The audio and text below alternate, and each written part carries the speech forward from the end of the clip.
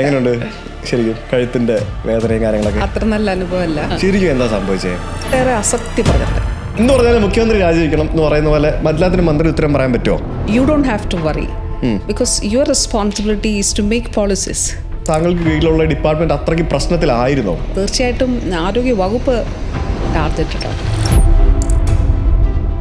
10 കൊല്ലമായിട്ട് അവിടെ കോഴഞ്ചേരി പാലത്തിന്റെ പണി നടക്കുക. താങ്കൾ മന്ത്രിയായിരുന്നു. ആ പാലത്തിന്റെ പണി ഇപ്പോഴാണ് തീരാറായത്. തീർന്നിട്ടില്ല, ഉദ്ഘാടനം കഴിഞ്ഞിട്ടില്ല. അതിന്റെ റീസൺ എനിക്ക് അറിയണം. 5 വോട്ട് എന്റെ വീട്ടിലുണ്ട്, ഞാൻ പറഞ്ഞല്ലോ. എന്നെ എങ്ങനെ കൺവിൻസ് ചെയ്യും? കേരളത്തിൽ ഇത്രയധികം കോൺട്രവേഴ്സീസിലും ഇത്രയധികം പ്രശ്നത്തിലും ഏർപ്പെട്ട ഒരു മന്ത്രി ഇല്ല എന്നാണ് എനിക്ക് തോന്നുന്നത്. നിങ്ങൾക്ക് രാജിവെച്ചുകൂടെ മന്ത്രി? നിങ്ങൾ അവിടെ കടിച്ചു തൂങ്ങിയിരിക്കുന്നത് എന്തിനാണ്? നിങ്ങൾക്ക് ലജ്ജയില്ലേ? നിങ്ങൾ ഇറങ്ങിപ്പോകൂ. ടാർഗറ്റ് ചെയ്ത് ആക്രമിക്കുന്നതായിട്ടൊക്കെ തോന്നാറുണ്ട്. ഉറപ്പായിട്ടും തോന്നിയിട്ടുണ്ട്. 26 വർഷം മുമ്പ് മാധ്യമപ്രവർത്തനം ആരംഭിച്ച ആളാണ്. പരിധി വിടുന്നുണ്ടെന്ന് തോന്നുന്നുണ്ടോ? ഒരു ചാനലിന്റെ ന്യൂസ് റൂമിൽ എനിക്കെതിരെ ഒരു ഡെസ്ക് പ്രവർത്തിക്കുകയാണ്. സ്ഥാനാർത്ഥിത്വം പ്രഖ്യാപിക്കപ്പെട്ട സമയം മുതൽ എനിക്കെതിരെ ആക്രമണമായി. വൈകുന്നേരം 1 മണിക്കൂർ ചർച്ച നടത്തുക. അപ്പോൾ ഞാൻ അവിടുത്തെ എഡിറ്ററോട് വിളിച്ചു ചോദിച്ചു, എന്തിനാണ് എന്നെ ഇത്ര ഉപദ്രവിക്കുന്നത്? കാരണം അതിൻ്റെ തലയോ 3-4 ആഴ്ച മുൻപ് വരെ തിരുവനന്തപുരത്ത് വരണം, എല്ലാ ഇത് ചെയ്തു തരും, അവിടെ ഇത് ഇന്ന സൗകര്യങ്ങളുണ്ടാകും, ഇന്ന ആനുകൂല്യങ്ങളുണ്ടാകും, ഇതെല്ലാം പറഞ്ഞിട്ട് ഒരു ദിവസം ഞാൻ എങ്ങനെയാണ് ഇത്ര അനഭിമതയായി പോയത്, മോശക്കാരിയായി പോയതെന്ന് ചോദിച്ചാൽ പറഞ്ഞു, ഞാൻ നിസ്സഹായനാണ്, ഞങ്ങളുടെ ചാനലിൻ്റെ പോളിസിയാണ്. അപ്പോൾ ഞാൻ കഴിഞ്ഞ ദിവസം ഒരു വീഡിയോ കണ്ടു. ആറ്റുകാൽ പൊങ്കാലയുടെ സമയത്ത് ഇതേപോലെ പൊങ്കാല അർപ്പിക്കാൻ വന്ന ഒരാളുടെ ചുറ്റും മീഡിയ നിൽക്കുന്നു. ഇവിടെ ഒരു കൃത്യവിലോപം നടന്നു കഴിഞ്ഞാൽ എന്ത് ആക്ഷൻസ് അവരുടെ മേലധികാരികൾ ഇവർക്കെതിരെ എടുക്കുന്നുണ്ട്? ഒരാളൊരു വീഴ്ച ഉണ്ട് എന്നുള്ളത് നമ്മൾ കണ്ടെത്തിയാൽ ആദ്യം എന്താണ് അന്വേഷിക്കുക എന്നുള്ളതാണ്. ഇപ്പോൾ അന്വേഷിക്കാതെ അന്വേഷിക്കുന്ന റിപ്പോർട്ടില്ലാതെയും ഒരു മിനിസ്റ്റർക്കും ഒരു ഭരണ സംവിധാനത്തിനും ഒരു നടപടി സ്വീകരിക്കാനായിട്ട് കഴിയില്ല. ഈ ഡോക്ടർമാർ അനാസ്ഥ എന്നൊക്കെ പറഞ്ഞ വാർത്തകൾ വരുന്നുണ്ടെങ്കിലും എത്ര ഡോക്ടർമാരെ അനാസ്ഥ പ്രൂവ് ചെയ്യിപ്പിച്ച് നടപടി എടുക്കാൻ സാധിച്ചിട്ടുണ്ട്? സർജിക്കൽ എറേഴ്സ് ഉണ്ടാകാതിരിക്കുന്നത് ഡോക്ടർമാരുടെ കഴിവല്ലേ?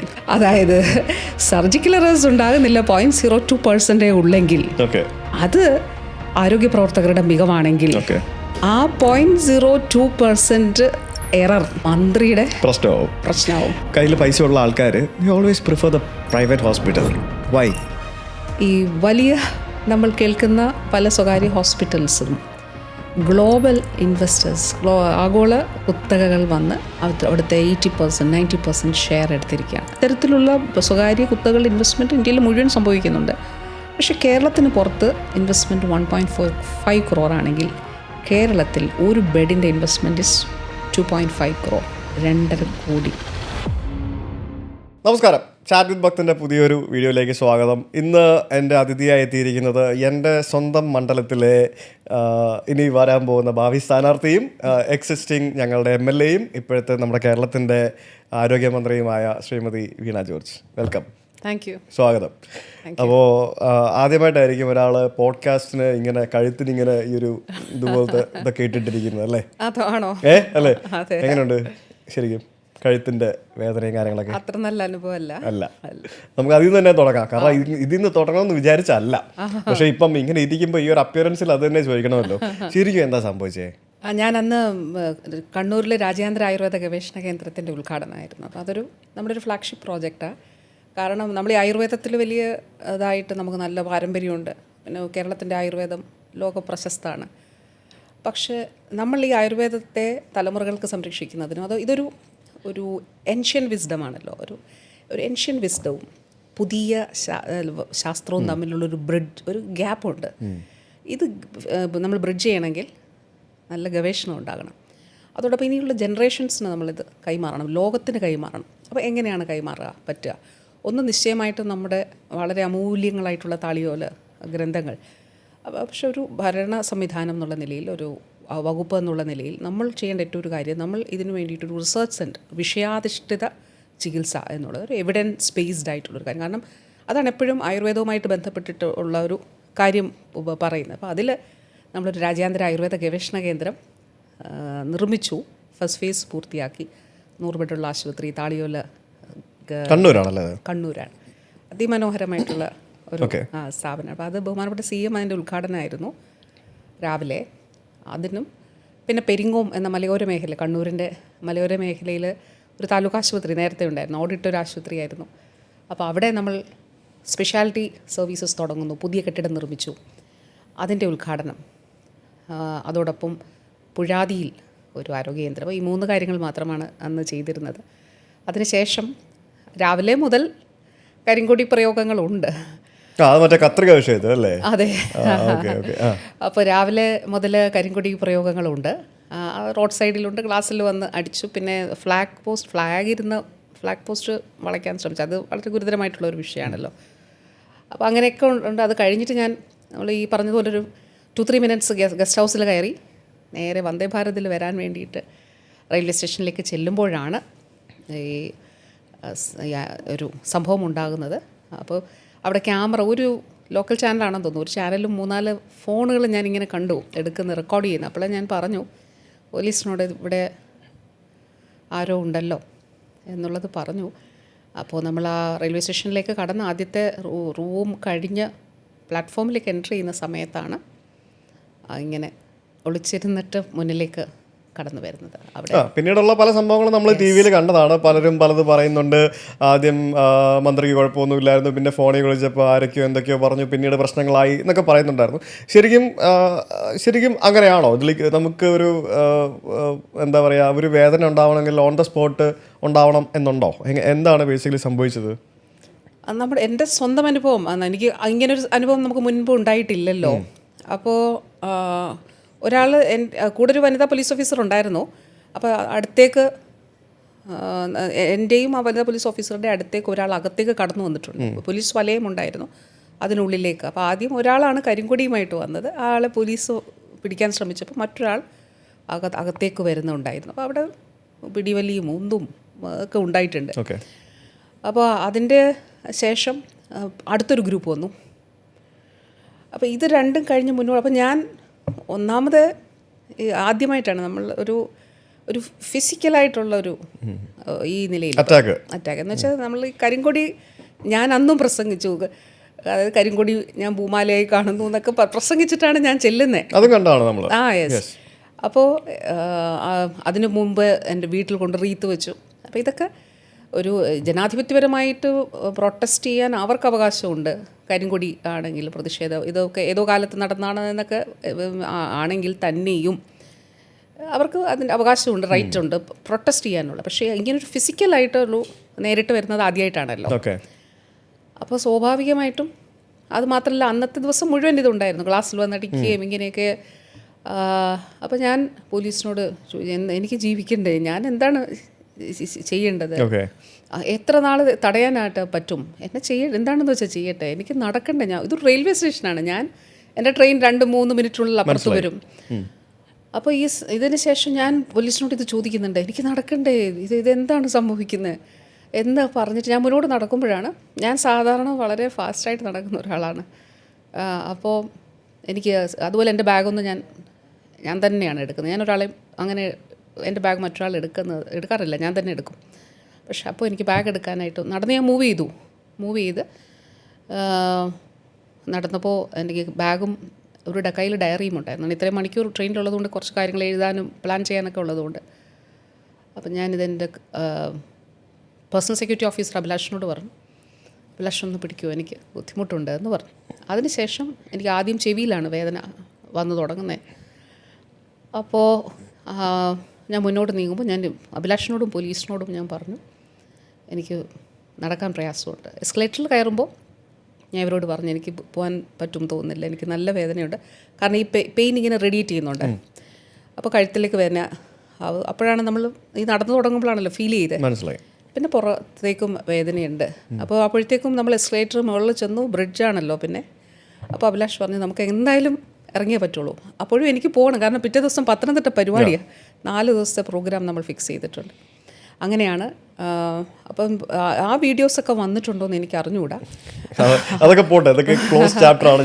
ഞാൻ ഇങ്ങനൊരു ചോദ്യം ചോദിക്കണമെന്ന് വിചാരിച്ചല്ല, പക്ഷേ as you are in this state എനിക്ക് ചോദിക്കാണ്ട് പറ്റത്തില്ലല്ലോ. How are you now? I'm getting better. അപ്പോൾ അവരുടെ MRIയുടെയും മറ്റ് റിസൾട്ട്സും ഒക്കെ വെച്ചിട്ട് ഡോക്ടേഴ്സ് അതിൻ്റെ പെയിൻറ് വേണ്ടി ഇനിയിപ്പോൾ എന്തായാലും എനിക്ക് കുറേ കമൻറ്റുകൾ വരും. സുജിത്ത് ഭക്തൻ വീണാവർദ്ധനെ വിളിച്ചിരുത്തി കഴുത്തിൻ്റെ പ്രശ്നം വെളുപ്പിക്കാൻ ശ്രമിച്ചു. ഇത് വെളുപ്പിക്കാൻ ശ്രമിക്കുന്നതല്ല, അതായത് പ്രശ്നങ്ങളൊന്നുമല്ല. ഞാനാണ് മാഡത്തിന് ഒരു പോഡ്കാസ്റ്റ് തരുമോ എന്ന് ചോദിച്ച് അങ്ങോട്ട് വിളിച്ചത്. അന്നേരം മാഡം സന്തോഷത്തോടെ അത് സ്വീകരിച്ചു. Like Xi came. അപ്പോൾ എനിക്ക് ഇതൊന്നും ചോദിക്കണം എന്നല്ല ആഗ്രഹം. എനിക്ക് എൻ്റെ ആഗ്രഹങ്ങൾ മറ്റു പലതാണ്. കാരണം ഞാൻ കോഴഞ്ചേരിക്കാരനാണ്, നമ്മളൊരു മണ്ഡലത്തിലെ ആൾക്കാരാണ്. എൻ്റെ മണ്ഡലത്തിൽ കഴിഞ്ഞ 10 വർഷമായിട്ട് താങ്കളാണ് അവിടെ ഉള്ളത്. അപ്പോൾ ഇനി വീണ്ടും മത്സരിക്കാൻ പോകുന്നു. അപ്പോൾ സ്വാഭാവികമായിട്ടും കഴിഞ്ഞ 5 വർഷമായിട്ട് you are the health minister of the state. അപ്പം എനിക്ക് കുറേ കാര്യങ്ങൾ ചോദിക്കാനുണ്ട്. അപ്പോൾ let's come back to your എന്താ പറയുക ചൈൽഡ്ഹുഡ്. തിരുവനന്തപുരത്ത് ജനിച്ചു, അതിനുശേഷം പത്തനംതിട്ടയിലേക്ക് ഷിഫ്റ്റായി. പിന്നെ BSc കഴിഞ്ഞു, MSc കഴിഞ്ഞു, ഫിസിക്സാണ് പഠിച്ചത്. അതിനുശേഷം പത്തനംതിട്ട കാത്തലിക്കേറ്റ് കോളേജിൽ ലെക്ചറായിരുന്നു. അപ്പോൾ ഫിസിക്സ് പഠിച്ച് ലെക്ചറായിരുന്നു. പിന്നെ B.Ed എനിക്ക് തോന്നുന്നു റാങ്കോട് കൂടി പാസ്സാകുകയും ചെയ്തു അതിനിടയ്ക്ക്, അല്ലേ? യെസ്. അപ്പോൾ ഇതെല്ലാം കഴിഞ്ഞിട്ട് എങ്ങനെയാണ് ഒരു കരിയർ സ്വിച്ച് ചെയ്തിട്ട് ജേർണലിസ്റ്റിലേക്ക് പോകുന്നത്? കാരണം ഒരു ബന്ധവും ഇല്ലാത്തൊരു കരിയറാണ് journalism. Okay, I know that you are an SFI activist പഠിക്കുന്ന സമയത്തൊക്കെ. പക്ഷേ ജേർണലിസവുമായിട്ട് എങ്ങനെയാണ് സ്വിച്ച് ചെയ്ത് പോയത്? എങ്ങനെയാണ്? ഞാൻ എഞ്ചിനീയറിംഗ് പഠിക്കുമ്പോൾ ഞാൻ ജേർണലിസം പഠിക്കാൻ കുറേ ശ്രമിച്ചു എന്നുണ്ടെങ്കിൽ എനിക്ക് ആഗ്രഹം ഉണ്ടായിട്ടും നടന്നില്ല. പിന്നെ ഇതൊക്കെ ഇങ്ങനെയൊക്കെയുള്ള രീതിയിലൊക്കെ കുറേ കാര്യങ്ങൾ ചെയ്യുന്നു സന്തോഷത്തിൻ്റെ പുറത്തുനിന്നുള്ള അല്ലാതെ. അതെങ്ങനെയായിരുന്നു ആ ഒരു കരിയർ സ്വിച്ച്? എൻ്റെ ഈ പറഞ്ഞ കാര്യങ്ങളിൽ ഒന്ന്, ഞാൻ പത്തനംതിട്ടക്കാരി തന്നെയാണ്. കുമ്പഴോടക്കാണ്, പത്തനംതിട്ടയിൽ കുമ്പഴോടക്കാണ് എൻ്റെ ഫാദറിൻ്റെ വീട്, അവിടെയാണ്. പിന്നെ അമ്മയുടെ ഡെലിവറി സമയത്ത് ഇവിടെ തിരുവനന്തപുരത്തേക്ക് വന്നൊന്ന് മാത്രമേ ഉള്ളൂ. അപ്പോൾ പറഞ്ഞതുപോലെ അവിടെ സ്കൂളിൽ പഠിച്ചു. പിന്നെ കോളേജ് ഇവിടെ തിരുവനന്തപുരത്താണ് പഠിച്ചത്, ഗവൺമെൻറ് വിമൻസ് കോളേജിലാണ് പ്രീ മുതൽ PG വരെ പഠിച്ചത്. അപ്പോൾ എന്തുകൊണ്ട് ഫിസിക്സ് എനിക്ക് വളരെ ഇഷ്ടമായിരുന്നു. ഫിസിക്സ് എടുക്കാൻ കാരണം സ്വാഭാവികമായിട്ട് നമ്മുടെ അധ്യാപകരായിരിക്കുമല്ലോ, നമ്മുടെ ഫിസിക്സ് അധ്യാപകരും സ്കൂളിൽ പഠിപ്പിച്ച അധ്യാപകരും മാത്സ് അധ്യാപകരുമായിരുന്നു. അപ്പം അതിൻ്റെ ഒരു ഫിസിക്സിൻ്റെ മാത്സിൻ്റെ കൗതുകം കൊണ്ടാണ് ഞാൻ ഫിസിക്സ് എടുത്തത്. ഫിസിക്സ് എനിക്ക് ഇഷ്ടമാണിപ്പോഴും. അന്നങ്ങനെ മുന്നോട്ട് പോകണമെന്ന് വിചാരിച്ചു. പക്ഷെ എന്തുകൊണ്ട് ജേർണലിസം എന്ന് ചോദിച്ചാൽ, ജേർണലിസം എപ്പോഴും മനസ്സിലൊരു വലിയ എനിക്ക് ഭയങ്കര ആദരവുള്ളൊരു പ്രൊഫഷനായിരുന്നു. അതായത് നട്ടല് നിവർത്തി നിന്ന് സംസാരിക്കുക, സത്യം പറയുക, അപ്പോൾ വ്യവസ്ഥിതികളെ ചോദ്യം ചെയ്യുക, ഇതൊക്കെ ഭയങ്കര ഒരു ഹീറോയിക് ഇതോട് കൂടിയിട്ടാണ് കണ്ടിട്ടുള്ളത്. അപ്പോൾ എപ്പോൾ ചെറിയ കാലത്ത് എല്ലാവരും ചോദിക്കില്ല ആരാവണം. അപ്പോൾ ഞാൻ പറയും ജേർണലിസ്റ്റ് ആവണം എന്ന് പറയുമായിരുന്നു. പക്ഷെ എന്തുകൊണ്ടാണ് അതിനിടയ്ക്ക് BSc ഫിസിക്സ് MSc ഫിസിക്സ് ഒക്കെ പഠിക്കാൻ പോയത്? ജേർണലിസം പഠിച്ചുകൂടായിരുന്നോ? അപ്പം സാഹചര്യം സമ്മതിച്ചില്ല? അല്ല, ശരിക്കും ഞാൻ നമ്മുടെ ഇവിടെ കാര്യവട്ടം ക്യാമ്പസിൽ ജേർണലിസത്തിന് വേണ്ടിയിട്ട് പോകാൻ വേണ്ടിയിട്ടാണ് ഞാൻ ഇവിടെ തിരുവനന്തപുരത്ത് വന്ന് പഠിക്കുന്നതിന് തന്നെ ഒരു കാരണം സിവിൽ സർവീസ് പാരലായിട്ടൊരു ഇഷ്ടമുണ്ട് മനസ്സിൽ. അപ്പോൾ സിവിൽ സർവീസ് പരീക്ഷ എഴുതണം എന്നൊക്കെയുള്ളൊരു ആഗ്രഹം മനസ്സിൽ കിടക്കുന്നുണ്ട്. അപ്പോൾ അതിൻ്റെ ഇടയിലാണ് തിരുവനന്തപുരം ചൂസ് ചെയ്തത്. ഒരു അക്കാഡമിക് അറ്റ്മോസ്ഫിയർ ഡിഫറെൻ്റ് ആണല്ലോ തിരുവനന്തപുരത്തിൻ്റെ. അങ്ങനെ വന്ന് BSc കഴിഞ്ഞിട്ട് കാര്യവട്ടം ക്യാമ്പസിൽ ജേർണലിസം എന്നുള്ളതിലേക്ക് പോകുന്നതിന് വേണ്ടി ശ്രമിച്ചപ്പോൾ അന്ന് നമ്മുടെ റിസൾട്ട് വരുന്നത് താമസിച്ചാണ്. അപ്പോഴത്തേക്ക് അവിടുത്തെ പോസ്റ്റ് ഗ്രാജുവേഷൻ്റെ ഇത് കഴിഞ്ഞിരുന്നു. അപ്പോൾ എനിക്ക് അതിന് ചേരാനായിട്ട് പറ്റിയില്ല. അതുകൊണ്ടാണ് ഞാൻ MSc ഫിസിക്സ് തന്നെ വീണ്ടും എടുത്തത്. ഗവൺമെൻറ് വിമൻസ് കോളേജിൽ തന്നെ ഞാൻ കണ്ടിന്യൂ ചെയ്തത്. ഫിസിക്സ് എടുത്തത് എന്തുകൊണ്ട് എന്ന് ചോദിച്ചാൽ MSc ഫിസിക്സ് ഇഷ്ടമാണ് എന്നുള്ളത്. പക്ഷെ അന്ന് വേറൊരു കാര്യം കൂടിയുണ്ട്. നമ്മൾ ഏതെങ്കിലും ഡിസിപ്ലിനിൽ പോസ്റ്റ് ഗ്രാജുവേഷൻ മതി, ജേർണലിസം ചെയ്യണമെന്നില്ല. ജേർണലിസ്റ്റ് ആകണമെങ്കിൽ ആ ഒരു മൈൻഡ് മതി. അപ്പം ആ ഒരു ഇഷ്ടവും താല്പര്യമുണ്ട്. പിന്നെ ഇനി ഡിസിപ്ലിനിലുള്ള പോസ്റ്റ് ഗ്രാജുവേഷനും എന്നുള്ളത് കൊണ്ട് ഫിസിക്സ് ഇഷ്ടമുള്ള സബ്ജക്റ്റ് തന്നെ പഠിക്കാൻ തീരുമാനിച്ചു. അങ്ങനെയാണ് ഞാൻ ഫിസിക്സ് ചൂസ് ചെയ്തതും പഠിച്ചതും. പക്ഷെ എനിക്കൊരു ഓപ്പർച്യൂണിറ്റി വന്നപ്പം ഞാൻ കൈരളിയുടെ തുടക്കമായിരുന്നു. അപ്പം അന്ന് പോയി, അന്ന് ബഹുമാന്യായ മമ്മൂക്ക അദ്ദേഹമാണല്ലോ ചെയർമാൻ. അപ്പോൾ അന്ന് വലിയൊരു ആദ്യമായിട്ട് അദ്ദേഹത്തിൻ്റെ ഇതിലൊരു ഇത് വരുന്നു എന്നൊക്കെയുള്ള നിലയിൽ ഇൻ്റർവ്യൂവിന് പോയി അതിൻ്റെ കടമ്പകളൊക്കെ കടന്നു. അന്ന് ജേർണലിസ്റ്റ് ട്രെയിനി ആയിട്ടാണ് അവിടെ കയറുന്നത്. ആദ്യത്തെ ഇതിൽ പക്ഷേ തള്ളപ്പെട്ടു പോയിരുന്നു ഞങ്ങൾ 4 പേര്. എന്നുള്ള മനില സി മോഹനും ഞാനും ഒക്കെ ഉണ്ടായിരുന്നു. അപ്പോൾ അതിന് ശേഷം ആണ് പിന്നീട് കൈരളിയിലേക്ക് ജോയിൻ ചെയ്തു. പിന്നെ കൈരളി PGയും ലോകത്തിൻ്റെ പ്രൊഡ്യൂസറായിരുന്നു. അന്ന് പാർവതി ചേച്ചി പ്രൊഡ്യൂസറും ഞാൻ അസിസ്റ്റൻറ്റ് പ്രൊഡ്യൂസറും. PGയുടെ അദ്ദേഹം ലോകചരിത്രം പറയുമ്പോൾ ഞങ്ങൾ കഷ്ടപ്പെട്ടിട്ടുണ്ട്. വിഷ്വൽ ഇവിടെ നിന്ന് പുതിയ ചാനലാണ്. അപ്പോൾ എവിടെ നിന്നാണ് ഈ വിഷ്വലൊക്കെ തപ്പി പിടിക്കുക? അദ്ദേഹം ലോകചരിത്രം പറയുന്നു. ഇന്നത്തെ പോലെ അല്ലല്ലോ, നമുക്ക് യൂട്യൂബിൽ നിന്നൊന്നും അങ്ങനെ എടുക്കാനൊന്നും സ്റ്റോക്ക് വീഡിയോസ് കിട്ടും. അതെ, അന്നതൊന്നും കിട്ടില്ല. അപ്പോൾ അതൊരു വലിയ വലിയ അനുഭവമായിരുന്നു. അങ്ങനെ ഓക്കെ. അതിനുശേഷം മനോരമ ന്യൂസിൽ പോയി, പിന്നീട് ഇന്ത്യ വിഷൻ റിപ്പോർട്ടർ, പിന്നെ എനിക്ക് തോന്നുന്നു അവസാനം TV ന്യൂ എന്ന് പറഞ്ഞ ചാനൽ തുടങ്ങിയപ്പോഴത്തേക്കിനും അതിന്റെ എക്സിക്യൂട്ടീവ് എഡിറ്റർ ആയിരുന്നു. അതായത് കേരളത്തിലെ ആദ്യത്തെ വനിതാ എക്സിക്യൂട്ടീവ് എഡിറ്റർ ആയിരുന്നു ആ സമയത്ത്, അല്ലേ? ഓക്കെ. പിന്നെന്തോ ആ ചാനൽ പിന്നെ മുന്നോട്ട് പോയില്ല. അപ്പോൾ ആ ചാനലിൽ ഇരിക്കുമ്പോഴാണോ പൊളിറ്റിക്സിലേക്ക് വരുന്നത്? അല്ല, ഞാൻ റിപ്പോർട്ടറിലിരിക്കുമ്പോഴാണ്. ഞാൻ ഈ ചാനലിൽ നിന്ന് അന്ന് അപ്പോൾ വീണ്ടും അവിടെ നിന്ന് ഒരു കരിയർ ചേഞ്ച് ആണ്. അതെ അതെ. BSc ജേർണലിസ്റ്റിലേക്ക് പോയി, അവിടെ ഒരു 10-16 വർഷം വർക്ക് ചെയ്തു. അതിനുശേഷം പൊളിറ്റിക്സിലേക്ക് വരുന്നു. പൊളിറ്റിക്സും കരിയർ ആണല്ലോ. അതെ. ഓക്കെ. അതെങ്ങനെയായിരുന്നു ആ ഒരു സ്വിച്ച്? അപ്പോൾ 2016 നിയമസഭാ തെരഞ്ഞെടുപ്പിൻ്റെ സമയമാണ്. അപ്പോൾ അതിനു മുമ്പ് വളരെ പ്രക്ഷുബ്ധമായിട്ടുള്ള രാഷ്ട്രീയ അന്തരീക്ഷം കേരളത്തിൽ, തദ്ദേശ തെരഞ്ഞെടുപ്പ് തുടർന്നുള്ള ആ ഒരു കുറേ മാസങ്ങൾ. അപ്പോൾ ശരിക്കും എനിക്ക് പത്തനംതിട്ടയിൽ വീട് പണി നടക്കുവാണ്. അപ്പോൾ ഞാനൊരു ബ്രേക്ക് എടുത്തിട്ട്, കുഞ്ഞുങ്ങൾ വളരെ ചെറുതാണ്, അപ്പോൾ വീടിൻ്റെ കാര്യങ്ങൾ നോക്കണം, അങ്ങനെയൊക്കെയുള്ള ഒരു രീതിയിൽ മുന്നോട്ട് പോകുമ്പോഴാണ് റിപ്പോർട്ടർ TVയിൽ അന്ന് ശ്രീ MV നികേഷ് കുമാർ അദ്ദേഹം ഇങ്ങനെ റിപ്പോർട്ടറിലേക്ക് വരുന്നതിനെക്കുറിച്ച് സംസാരിച്ചതും. ഞാനപ്പോൾ വീട് പണി കഴിഞ്ഞിട്ട് ചെന്ന് ജോയിൻ ചെയ്യാമെന്നുള്ളതാണ് വിചാരിച്ചിരുന്നത്. പക്ഷേ അന്ന് ചാനലിനും അതുപോലെ ഞാനവിടെ എറണാകുളത്ത് താമസിച്ചുകൊണ്ടാണ് ഇവിടെ ചെയ്തിരുന്നത്. അപ്പോൾ ഞാൻ വെച്ച് പോകാം. അങ്ങനെ റിപ്പോർട്ടർ ചാനലിൽ ജോയിൻ ചെയ്തു. അപ്പം അന്നത്തെ ഇലക്ഷൻ പ്രഖ്യാപിക്കുമ്പോൾ ഞാൻ ചാനലിൻ്റെ ഫ്ലോറിലുണ്ട്. അപ്പോൾ നേരത്തെയാണ് പ്രഖ്യാപിക്കുന്നത്. അപ്പം ഈ 2 മാസം ഇലക്ഷൻ ക്യാമ്പയിൻ ഒരു ചാനലിൽ അല്ല ഈ പ്രചരണം റിപ്പോർട്ട് ചെയ്യാന്ന് വെച്ചാൽ ഭയങ്കര പണച്ചെലവുള്ള കാര്യമാണ്. നല്ല മത്സരം. അപ്പോൾ ഇത്ര 140 നിയോജക മണ്ഡലങ്ങൾ, ഇത്രയും റിപ്പോർട്ടേഴ്സ്, ക്യാമറ, വാഹനങ്ങൾ എല്ലായിടത്തും എത്തിച്ചേരണം. അപ്പം ഈ സ്ഥാനാർത്ഥികൾക്കും പാർട്ടികൾക്കും എന്നുള്ളതുപോലെ തന്നെയാണ് ചാനലുകൾക്കും നല്ല പണച്ചെലവുള്ള ഒന്നാണല്ലോ ഈ ഇലക്ഷൻ ഇത് എന്ന് പറയുന്നത്. അപ്പം ഈ 2 മാസത്തെ ഇത് നമ്മളെങ്ങനെയാണ് റിപ്പോർട്ട് ചെയ്യുക എന്നുള്ളത് ആണ് നമ്മൾ ആദ്യം. അപ്പോൾ അവിടെ അതിൻ്റെ ഭാഗമായിട്ട് തന്നെയുണ്ട്. അപ്പോൾ പത്തനംതിട്ടയിലുള്ള സ്ഥാനാർത്ഥികളുടെ ലിസ്റ്റൊക്കെ വരുന്നുണ്ട്. അപ്പം ഞാനും കൂടി ചേർന്നാണല്ലോ ഇത് വാർത്ത എന്ന് വെച്ചാൽ ഡെസ്കിൽ നിന്ന് റിപ്പോർട്ട് ചെയ്തിട്ട് നമ്മുടെ ഫീൽഡിൽ നിന്ന് റിപ്പോർട്ടേഴ്സ് ചെയ്യും. അപ്പോൾ അതനുസരിച്ച് ആണ് വാർത്തകൾ നമ്മൾ എഡിറ്റ് ചെയ്ത് കൊടുക്കുന്നത്. അങ്ങനെയാണ് അവസാനം ഒരു പത്തനംതിട്ടയിൽ നിന്ന് നമ്മുടെ ഇങ്ങനെ ഈ ഒരു പേര് വന്നത്. അപ്പോൾ അത് നിങ്ങൾ ഡെസ്കിൽ ഇരുന്നാണോ കാണുന്നേ? അല്ല, സ്വന്തമായിട്ട് റിപ്പോർട്ട് ചെയ്യേണ്ടി വന്നോ? അല്ല, അങ്ങനെ സംഭവിച്ചില്ല. അല്ല, ഫോണിൽ വിളിച്ച് സംസാരിക്കുകയായിരുന്നു. ബഹുമാനായിട്ടുള്ള അന്നത്തെ ജില്ലാ സെക്രട്ടറിയും ഇപ്പോഴത്തെ ജില്ലാ സെക്രട്ടറിയും അവരാണ് ഫോണിലൂടെ വിളിച്ച് ഈ കാര്യം ആദ്യം സംസാരിക്കുന്നത്. അപ്പോൾ 2016 ആദ്യമായിട്ട് ശിവദാസൻ നായർ MLA, അന്നത്തെ എക്സിസ്റ്റിംഗ് MLA ആയിരുന്ന ശിവദാസൻ നായർക്കെതിരെ മത്സരിക്കുന്നു. 7000-ഓളം വോട്ടുകൾക്ക് ജയിക്കുന്നു. അതിനുശേഷം 2021 തെരഞ്ഞെടുപ്പിൽ ആ ഭൂരിപക്ഷം ക്രമാതീതമായി വർദ്ധിക്കുന്നു. 19,000 വോട്ടുകളിൽ ജയിക്കുന്നു.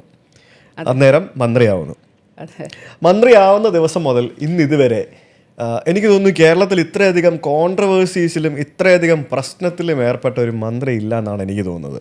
കാരണം ഞാൻ കാണുന്നൊരു കാഴ്ച എന്ന് പറയുന്നത്, താങ്കൾക്ക് മുൻപുണ്ടായിരുന്ന ആരോഗ്യമന്ത്രി ശൈലജ ടീച്ചർ വളരെ മികച്ച രീതിയിലുള്ള പ്രവർത്തനങ്ങൾ കാഴ്ചവെച്ചതിന് ശേഷം താങ്കൾ ഒരു അടുത്ത മന്ത്രിസഭയിൽ താങ്കൾ മന്ത്രിയായി വരുന്നു. താങ്കൾ വന്നപ്പോൾ മുതൽ ഇന്ന് വരെ ഞാൻ കാണുന്നത് തൊട്ടേനും പിടിച്ചതിനും എല്ലാം വിവാദമാണ്. ഒരു വനിത ഒരു മന്ത്രിയാവുന്നു, അവരുടെ 2ാം ടേമിലാണ് അവർ ജയിച്ച് മന്ത്രിയാവുന്നത്. അന്ന് മുതൽ ഇന്ന് വരെ തൊട്ടനും പിടിച്ചതിനും എല്ലാം വിവാദമാണ്. ഇതൊക്കെ പർപ്പസ്ഫുള്ളി ആരൊക്കെയോ ചെയ്തു കൂട്ടുന്നതായിട്ട് ഉള്ള ഒരു തോന്നൽ സാധാരണക്കാർക്കുണ്ടാവാം. എനിക്ക് തോന്നിയിട്ടുണ്ട് പേഴ്സണലി. അങ്ങനെ എന്തെങ്കിലും ഒരു സംഭവം നടക്കുന്നതായിട്ട് തോന്നുന്നുണ്ടോ? കാരണം എല്ലാത്തിനും പഴി കേൾക്കുന്നത് ആരോഗ്യമന്ത്രിയാണ്.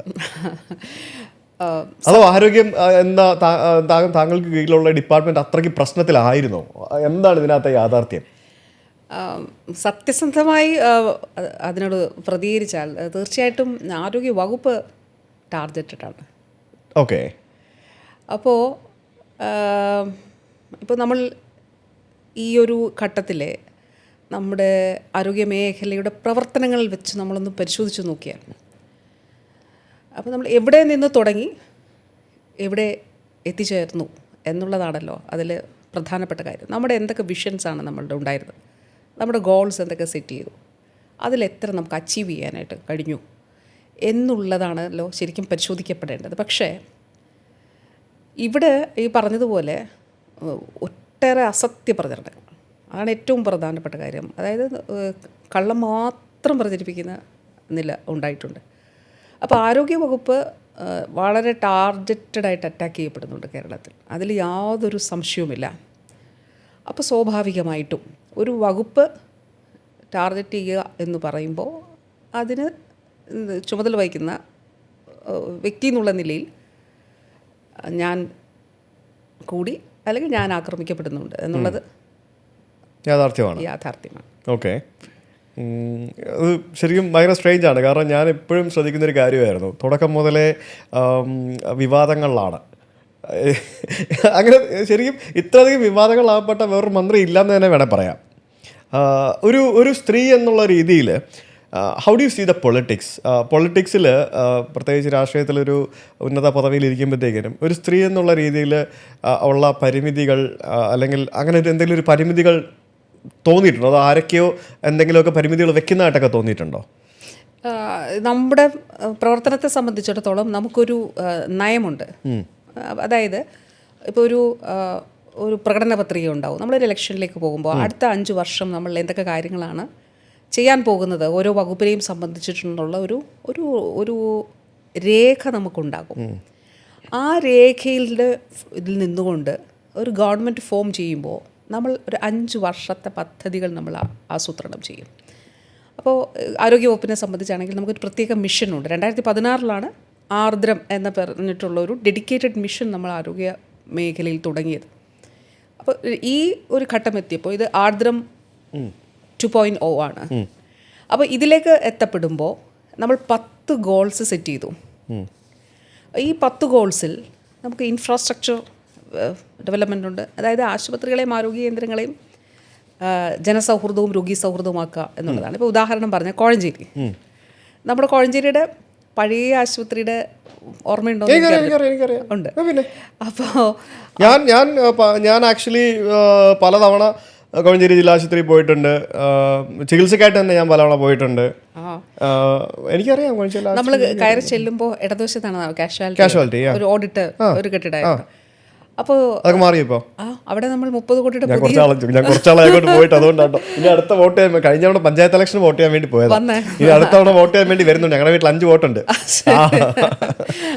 അപ്പോൾ നമുക്ക് ആ കോഴഞ്ചേരിയിലെ കാഷ്വാലിറ്റി ബ്ലോക്ക് അത് 30 കോടി രൂപയുടെ പുതിയ അതിമനോഹരമായിട്ടുള്ള കെട്ടിടം യാഥാർത്ഥ്യമായും കെട്ടിടം മാത്രമല്ല എക്യുപ്മെൻറ്റ്സ്. അപ്പോൾ ഞാൻ പറഞ്ഞത് ആശുപത്രികൾ രോഗി സൗഹൃദം ജനസൗഹൃദമാക്കുക എന്നുള്ളത് നമ്മുടെ ആത്യന്തികമായ ലക്ഷ്യം ഒറ്റ സെൻറ്റൻസിൽ പറഞ്ഞാൽ ചികിത്സ പ്രാപ്യമാക്കുക, എല്ലാവർക്കും ആക്സസിബിൾ ആക്കുക എന്നുള്ളതാണ് ലക്ഷ്യം വെച്ചത്. അതിപ്പോൾ ഒരാൾക്കൊരു നെഞ്ചുവേന ഉണ്ടാവുന്നു. നെഞ്ചുവേന ഉണ്ടാവുമ്പോൾ എന്താണ് നെഞ്ചുവേനയുടെ കാരണം എന്നുള്ളത് അറിയില്ലല്ലോ. ചിലപ്പോൾ കാർഡിയാക് അറസ്റ്റ് ആകാം, ചിലപ്പോൾ അതിലൊരു ഇൻ്റർവെൻഷൻ ആവശ്യമായിട്ട് വരാം, ആൻജിയോഗ്രാം ചെയ്യേണ്ടി വരും, ആൻജിയോപ്ലാസ്റ്റി ചെയ്യേണ്ടതായിട്ട് വരും. അപ്പോൾ ആദ്യം എനിക്ക് പണമുണ്ടോ എന്നുള്ളത് ആലോചിക്കാൻ അല്ലെങ്കിൽ ആ ഒരു നിസ്സഹായത ഉണ്ടാകാനായിട്ട് പാടില്ല എന്നുള്ളതാണ് നമ്മൾ ലക്ഷ്യം വെച്ചത്. അപ്പോൾ ഈ ഒരു ലക്ഷ്യം ഉള്ളത് കൊണ്ട് ഒരു വനിതാ നേതാവ് എന്നുള്ള രീതിയിൽ അതിനൊരു പരിമിതികളായിട്ട് തോന്നിയിട്ടില്ല എന്നാണോ ഈ ഒരു ലക്ഷ്യത്തിന് മുമ്പിൽ? വനിത എന്നൊരു പരിമിതിയായിട്ട് എനിക്ക് ഒരിക്കലും തോന്നിയിട്ടില്ല.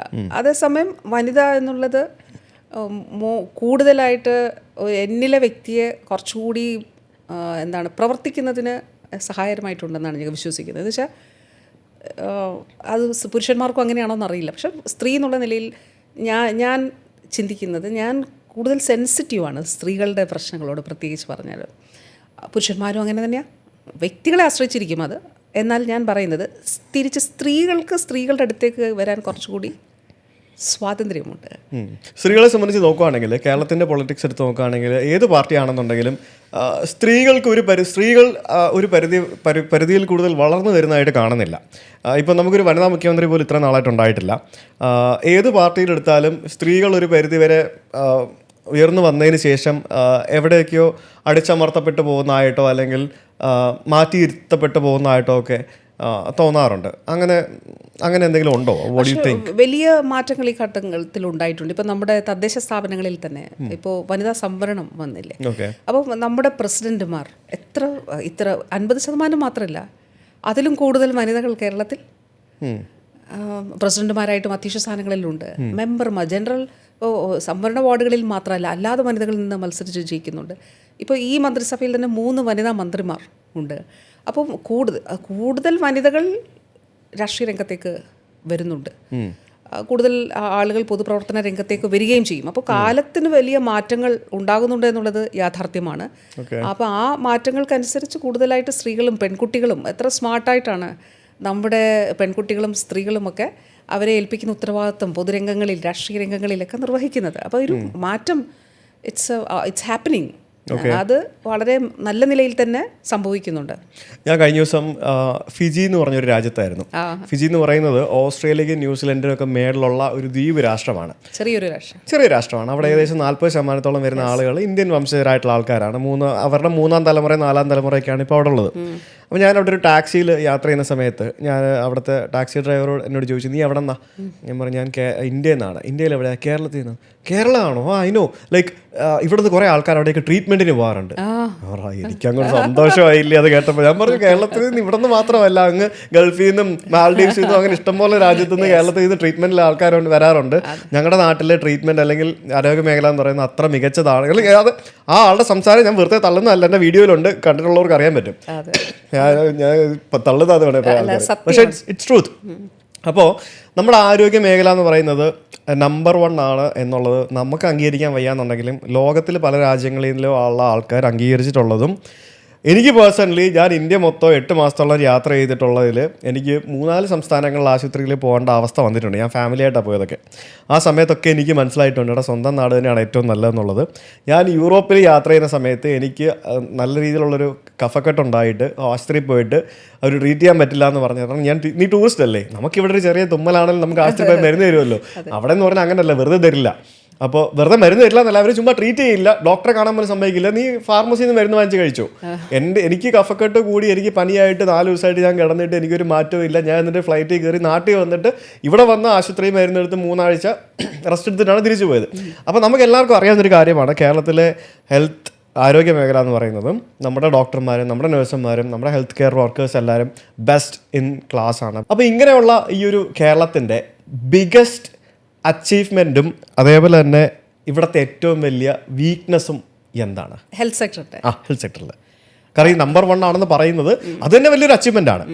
അപ്പോൾ ഇതിനകത്ത് ആ ഒരു അച്ചീവ്മെൻറ്റ് നേടാൻ സാധിച്ചതിൽ ഇവിടുത്തെ എല്ലാവർക്കും അതിൻ്റെ ഒരു പങ്കുണ്ടല്ലോ. അപ്പോൾ അതിനകത്തെ ഏറ്റവും വലിയ ഒരു സ്ട്രെങ്ത് എന്താണ്? അവിടുത്തെ ഏറ്റവും വലിയ വീക്ക്നെസ്സും എന്താണ്? സ്ട്രെങ്ത് എന്ന് പറയുമ്പോൾ ഞാൻ 3 ഇതിൽ പറയട്ടെ. ഒന്നാമത്തേത് ട്രീറ്റ്മെൻറ്റിൻ്റെ ആക്സസിബിലിറ്റിയാണ്. എന്ന് വെച്ചാൽ 2 രീതിയിലാണ്. ഒന്ന്, ഇപ്പോൾ പറഞ്ഞില്ല, ഇപ്പോൾ കഴിഞ്ഞ ദിവസം ഒരാൾ പറഞ്ഞു, ഇപ്പോൾ പറഞ്ഞതുപോലെ ഒരു ഡോക്ടർക്ക് അപ്പോയിൻമെൻ്റ് എടുക്കുമ്പോൾ ആദ്യം നിങ്ങൾക്ക് എഴുന്നേറ്റ് നിൽക്കാൻ പറ്റുമോ എന്ന് ചോദിക്കും. അതിന് ശേഷം നിൽക്കാൻ പറ്റുമോ, എന്നാൽ ഓക്കെയാണ്, നിങ്ങളൊന്ന് വെയിറ്റ് ചെയ്യൂ എന്ന് പറയും. പക്ഷേ ചിലപ്പോൾ അപ്പോയിൻമെൻറ്റ് കിട്ടുന്നത് മാസങ്ങൾ കഴിഞ്ഞിട്ടായിരിക്കും, അതും ഡയഗ്നോസിസ് സ്കാനിങ്ങിനൊക്കെ. പക്ഷേ ഇവിടെ അങ്ങനെ അല്ല. പറഞ്ഞതുപോലെ നമുക്കിവിടെ തൊട്ടടുത്ത് നമ്മുടെ ഹെൽത്ത് സെൻ്ററുണ്ട്, ഗവൺമെൻറ് സെക്ടറിലാണെങ്കിൽ. ഇനി ആക്സസിബിലിറ്റി എങ്ങനെയാണ് ഉറപ്പാക്കുക? ഒന്ന്, ആക്സസിബിലിറ്റി സെൻറ്റേഴ്സ്, അങ്ങനെയുള്ള ഫെസിലിറ്റി സെൻറ്റേഴ്സ് കൂടുതൽ ആയിട്ട് നമ്മുടെ വീടിന് തൊട്ടടുത്ത്, അല്ലെങ്കിൽ നമുക്കൊരു ഇത്ര ഡിസ്റ്റൻസ് ട്രാവൽ ചെയ്താൽ മിനിമം ഡിസ്റ്റൻസ് ട്രാവൽ ചെയ്യാൻ എത്താൻ കഴിയും. ഇത് എസെൻഷ്യലായിട്ട് ഇപ്പോൾ കാർഡിയാക് അറസ്റ്റ്, ട്രോമ, ഇങ്ങനെയുള്ള എമർജൻസി സർവീസുകളിൽ നമുക്കിത് ഒരുക്കാനായിട്ട് കേരളത്തിൽ കഴിഞ്ഞിട്ടുണ്ടോ? അതാണോ പ്രാഥമിക ആരോഗ്യ കേന്ദ്രങ്ങളെ കുടുംബാരോഗ്യ കേന്ദ്രങ്ങളാക്കി മാറ്റിയ ഒരു സംഭവം? അത് നമ്മുടെ വീട്ടിലെ പഞ്ചായത്തിൽ ഒരു ആരോഗ്യ കേന്ദ്രം ഉണ്ടാകും. ആ ആരോഗ്യ കേന്ദ്രത്തെ നമ്മൾ ഫാമിലി ഹെൽത്ത് സെൻ്റർ ആക്കി മാറ്റി. എന്ന് വെച്ചാൽ അവിടെ നമ്മളൊരു 3 ഡോക്ടേഴ്സ് മിനിമം ഉണ്ടാകണം എന്നുള്ളതാണ്. അവിടെ ലാബ് സൗകര്യം ഒരുക്കി. അപ്പോൾ നമുക്ക് പോയി ഒരു പ്രൈവറ്റ് ലാബിൽ പോയി പരിശോധിക്കണ്ട, ഇവിടെ പോയി നമ്മൾ പരിശോധിച്ചാൽ എല്ലാ ടെസ്റ്റും അവിടെ നടത്താൻ പറ്റില്ല. പക്ഷേ അവിടെ എന്താ ചെയ്യാൻ പറ്റുകയെന്ന് വെച്ചാൽ അവരവിടുന്ന് സാമ്പിൾ എടുത്തിട്ട് അവിടെ ടെസ്റ്റ് ചെയ്യാൻ പറ്റത്തില്ലെങ്കിൽ ഉയർന്ന ലാബിൽ അയച്ചിട്ട് റിസൾട്ട് നമ്മുടെ ഫോണിൽ കിട്ടും. അതിന് നമ്മളൊരു hub and spoke model develop ചെയ്തു. അതൊന്ന്. താലൂക്ക് ഹോസ്പിറ്റൽ മുതൽ ഡയാലിസിസ്, ഇപ്പോൾ കോഴഞ്ചേരി ഹോസ്പിറ്റലൊക്കെ നമ്മളിപ്പോൾ ഡയാലിസിസ് സൗകര്യങ്ങളുണ്ട്. അവിടെ കണ്ണിന് ഡെഡിക്കേറ്റഡ് ആയി യൂണിറ്റുകൾ ഉണ്ട്. ഇപ്പോൾ പത്തനംതിട്ട ജനറൽ ആശുപത്രിയിൽ കാർഡിയോളജി ഉണ്ട്, കാത്ത് ലാബുണ്ട്, 8,000-ഓളം ഇൻ്റർവെൻഷൻസ് നമ്മൾ ചെയ്ത് കഴിഞ്ഞു. പണ്ട് നമ്മളൊക്കെ കോട്ടയം മെഡിക്കൽ കോളേജിൽ ആണ് പോയിക്കൊണ്ടിരുന്നത്, അല്ലെ പ്രൈവറ്റ് ഹോസ്പിറ്റൽസിൽ പോയിക്കൊണ്ടിരുന്നത്. ഒരുപാട് പ്രൈവറ്റ് ഹോസ്പിറ്റൽസ് ഉള്ള പ്രദേശമാണല്ലോ, പ്രൈവറ്റ് ഹോസ്പിറ്റൽസാണ് പോയിക്കൊണ്ടിരുന്നത്. പക്ഷേ ഇപ്പോൾ നമ്മുടെ ഗവൺമെൻറ് ഹോസ്പിറ്റലിൽ ഫെസിലിറ്റി ഉണ്ട്. അപ്പോൾ ഞാൻ പറഞ്ഞത്, ഒന്ന് ഫെസിലിറ്റീസ് നമ്മുടെ തൊട്ടടുത്ത് ക്രമീകരിക്കുന്നു. ഒന്ന് പ്രാഥമിക ആരോഗ്യ കേന്ദ്രങ്ങൾ, കുടുംബാരോഗ്യ കേന്ദ്രങ്ങളായി, അതിന് മുകളിൽ താലൂക്ക് തലം മുതൽ സ്പെഷ്യാലിറ്റി സർവീസസ്. ഇപ്പോൾ 12 ഹോസ്പിറ്റൽസിലാണ് നേരത്തെ ഡയാലിസിസ് ഉണ്ടായിരുന്നത്, ഇന്നത് 125 ഹോസ്പിറ്റൽസിലായി കേരളമാണ്. ഇപ്പോൾ നമ്മൾ സംസാരിക്കുമ്പോൾ 3000 പേഷ്യൻസ് കേരളത്തിൻ്റെ സർക്കാർ ഹോസ്പിറ്റലിൽ ഫ്രീ ആയിട്ട് ഡയാലിസിസ് ചെയ്യുന്നുണ്ട്. അപ്പോൾ അത് ഒരാൾക്ക് ചിലവാകുന്ന പണം നോക്കിയാൽ 3000 ഗുണം മിനിമം 1,500, എത്ര ലക്ഷക്കണക്കിന് കോടിക്കണക്കിന് രൂപ ഒരു ദിവസം. അതുപോലെ കാർഡിയോളജിക്കൽ ഇൻ്റർവെൻഷൻസ് 200 ആൻജിയോപ്ലാസ്റ്റി ഒരു ദിവസം സർക്കാർ ആശുപത്രിയിൽ നടക്കുന്നു. അതുപോലെ ക്യാൻസർ ട്രീറ്റ്മെൻറ്റ്, ഇപ്പോൾ കാർട്ടിസെൽ തെറാപ്പി എന്നൊക്കെ പറഞ്ഞ അഡ്വാൻസ്ഡ് ആയിട്ടുള്ള ക്യാൻസർ ട്രീറ്റ്മെൻറ്റ്, മാറ്റിവയ്ക്ക ശസ്ത്രക്രിയ, ഇതൊക്കെ ലക്ഷക്കണക്കിന് രൂപ വരുന്നതാണ്. ഇതൊക്കെ നമ്മുടെ സർക്കാർ സംവിധാനത്തിൽ നമുക്ക് സാധ്യമായിട്ടുണ്ട്. അത് ഒരു കാര്യം. ഈ പ്രാഥമിക ആരോഗ്യ കേന്ദ്രത്തിന് താഴെ ഒരു കാര്യം കൂടി നമ്മൾ തുടങ്ങിയിട്ടുണ്ട് കേട്ടോ. അതായത് പണ്ടൊക്കെ ഓർക്കുന്നു, കോഴഞ്ചേരി ഹോസ്പിറ്റലാണ് നമ്മൾ നേരിട്ട് പോവുക, അത് ഡിസ്ട്രിക്ട് ഹോസ്പിറ്റൽ. പക്ഷേ ഇപ്പോൾ നമുക്ക് നഗര ആരോഗ്യ കേന്ദ്രങ്ങളുണ്ട്. ഒരു ചെറിയ ആരോഗ്യ കേന്ദ്രം, അവിടെ പോയാൽ നമുക്ക് ഡോക്ടറുണ്ടോ? ഡോക്ടർ മുനിസിപ്പാലിറ്റീസിലും കോർപ്പറേഷൻസിലും ഡോക്ടേഴ്സ് ഉണ്ട്. രാത്രി ഒരു 8 മണി വരെയൊക്കെ ഡോക്ടേഴ്സ് ഉണ്ട്. അപ്പോൾ നമ്മുടെ ഇത് കഴിഞ്ഞിട്ടും പോവാം. അല്ലാതെ നമുക്ക് ഗ്രാമപ്രദേശങ്ങളിലാണെങ്കിൽ നഴ്സസും MLSPയും JPHനും JHIയും ആശമാരും ഒക്കെയുണ്ട്. അപ്പോൾ ഇത് ഫെസിലിറ്റി അറേഞ്ച് ചെയ്തു. 2, ആ ചികിത്സയിലെ ഒരു കാര്യം കൂടി, പണമില്ല എന്ന് വിചാരിക്കുക, ഒരു ആൻജിയോപ്ലാസ്റ്റി ചെയ്യണം അല്ലെങ്കിൽ ഒരു സർജറി ചെയ്യണം, നമുക്കിപ്പോൾ സംവിധാനമുണ്ട്. അത് ഇപ്പോൾ 42 ലക്ഷം കുടുംബങ്ങൾക്ക് ഫ്രീ ആയിട്ട് ചികിത്സ, ഒരു വർഷം 5 ലക്ഷം രൂപ വീതം യൂണിവേഴ്സലാക്കാനാണ് നമ്മൾ ശ്രമിക്കുന്നത്, എല്ലാവർക്കും ട്രീറ്റ്മെൻറ്റ്. അതിപ്പോൾ അതാണ് ഗവൺമെൻറ് ബാക്കി ആലോചിക്കുന്നത്. അത് ഒരു കാര്യം. രണ്ടാമത്തെ കാര്യം എന്താണ് നമ്മുടെ നേട്ടം എന്നുള്ളതിൻ്റെ, അപ്പോൾ ചികിത്സ പ്രാപ്യമാക്കി എന്നുള്ളതാണ് ഒന്നാമത്തെ കാര്യം. രണ്ടാമത്തെ കാര്യം, നമ്മുടെ ഒരു പബ്ലിക് ഹെൽത്ത് സംവിധാനം, അതിന് വലിയ പഴക്കമുണ്ട്, പതിറ്റാണ്ടുകളുടെ പഴക്കമുണ്ട്. നമ്മൾ ഇവോൾവ് ചെയ്ത് വന്നൊരു സിസ്റ്റമാണ്. ഇപ്പോൾ എപ്പോഴും കേരളത്തെക്കുറിച്ച് കേൾക്കുന്നുണ്ട്, നിപ്പ വരുന്നുണ്ട്. താങ്കളുടെ കാലത്ത് കൂടുതലായിട്ട്. അപ്പോൾ എന്തുകൊണ്ട് ഇപ്പോൾ അമീബിക് മെനിഞ്ചോഎൻകെഫലൈറ്റിസ്, അപ്പോൾ നമ്മൾ ലിറ്ററേച്ചർ പറയുന്നത് കെട്ടി നിൽക്കുന്ന വെള്ളത്തിൽ അമീബയുണ്ട്, അതൊക്കെ കേരളത്തിൽ മാത്രമേ ഉള്ളൂ, എന്തുകൊണ്ട് എന്ന ക്വസ്റ്റൻ ഉണ്ടല്ലോ, why and what is advantage, ഇതാണല്ലോ ചോദ്യം. അപ്പോൾ ഒന്ന്, നമ്മുടെ സംവിധാനം അത്ര എഫിഷ്യൻ്റാണ്. ഇപ്പോൾ അതിന് കാരണം, ഇപ്പോൾ അമീബിക് മെനിഞ്ചോഎൻകെഫലൈറ്റിസ് എന്ന് പറഞ്ഞത് ബ്രെയിൻ ഈറ്റിംഗ് അമീബയാണ്, എല്ലായിടത്തും ഉണ്ട്. ലോകത്ത് പലതരത്തിലുള്ള അമീബ ഉണ്ട്. ഒന്ന് നെഗ്ലേറിയ ഫൗളറി എന്ന് പറയുന്നത് 99% മോർട്ടാലിറ്റി. 100 പേർക്ക് രോഗം ബാധിച്ചാൽ 99 പേരും മരിച്ചു പോകും. അക്കാന്ത് അമീബയാണെങ്കിൽ 100 പേർക്ക് രോഗം ബാധിച്ചാൽ 70 പേരും മരിച്ചു പോകും, 30 പേര് മാത്രമേ ജീവിക്കുള്ളൂ. പക്ഷേ 2020 മുതൽ നമുക്കൊരു നിപ്പ ഔട്ട് ബ്രേക്ക് ഉണ്ടായി കോഴിക്കോട്.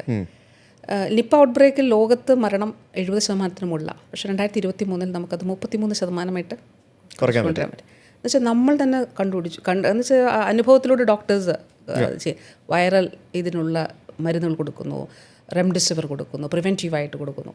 എന്നിട്ട് നമ്മൾ തന്നെ പരിശോധനാ സംവിധാനങ്ങളും ഇത് ചെയ്തു. അപ്പോൾ അന്ന് നമ്മൾ ഒരു കാര്യം കൂടി ചെയ്തു, ഈ മസ്തിഷ്ക ജ്വരം ഉണ്ടാകുമ്പോൾ ഇതെന്താണ് കാരണം എന്ന് കണ്ടുപിടിക്കണം. അപ്പോൾ നമ്മൾ ഈ രോഗം കണ്ടുപിടിക്കപ്പെടാതെ പോകത്തില്ല. അങ്ങനെയാണ് ആദ്യം ഡോക്ടേഴ്സ് മസ്തിഷ്ക ജ്വരം ഉണ്ടായാൽ എന്താണ് വൈറൽ പാനൽ മുഴുവൻ ടെസ്റ്റ് ചെയ്ത് നെഗറ്റീവ് ആയാൽ അവർ അടുത്തത് നോക്കും, അമീബയാണോ. അങ്ങനെ നോക്കുമ്പോഴാണ് ഈ കേസ് നമ്മൾ റിപ്പോർട്ട് ചെയ്യാൻ തുടങ്ങിയത്.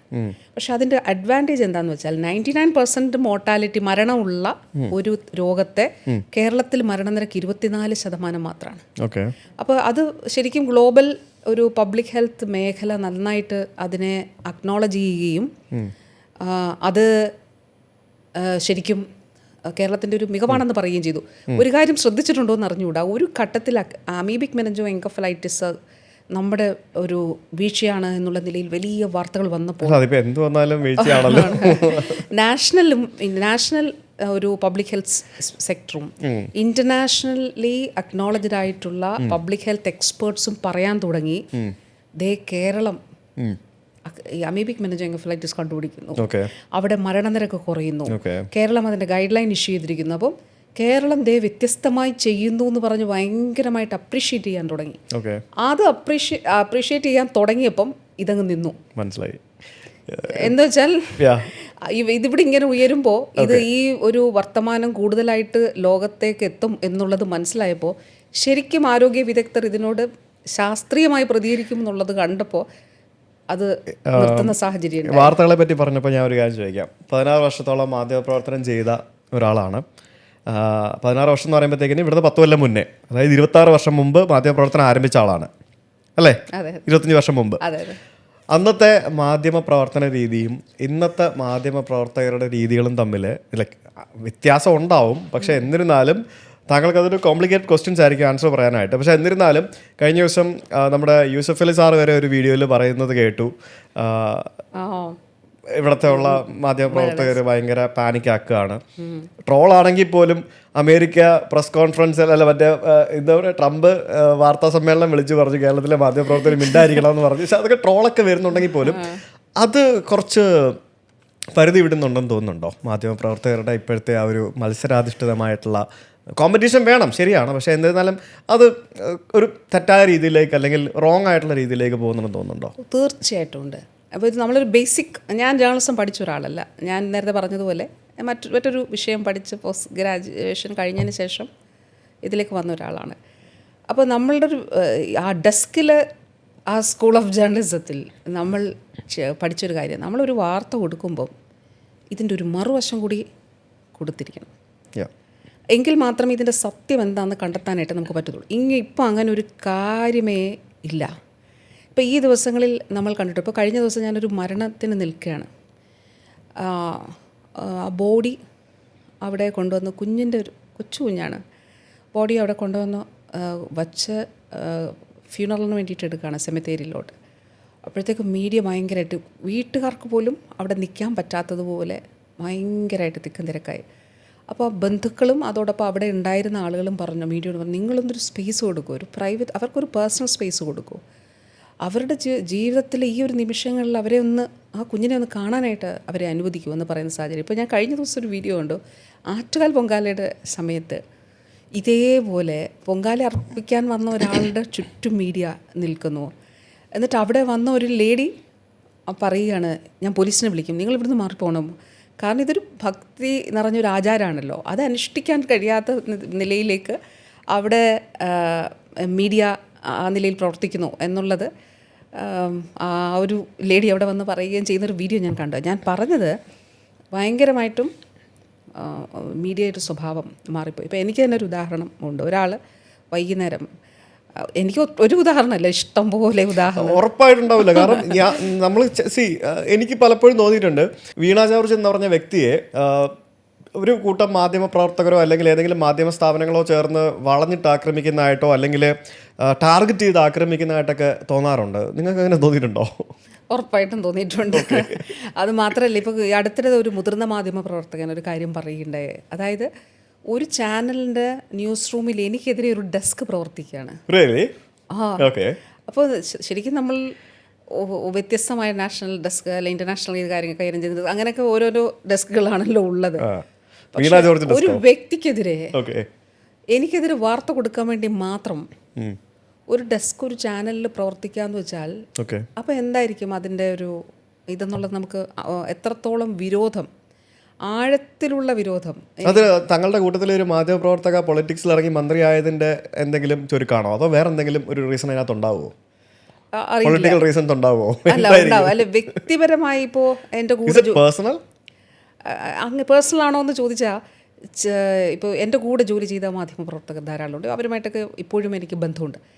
ഈ മാധ്യമലോകത്ത് ഇപ്പോൾ ഈ പറഞ്ഞതൊരു മുതിർന്ന മാധ്യമപ്രവർത്തകനാണ്. മാധ്യമലോകത്ത് നിന്നുള്ള ആളുകൾ തന്നെ ഈ സത്യം പറയുന്നുമുണ്ട്. അപ്പോൾ ചില കാര്യങ്ങൾ ശരിയുടെ പക്ഷത്ത് നിൽക്കുന്ന മാധ്യമപ്രവർത്തകർ തീർച്ചയായിട്ടുമുണ്ട്.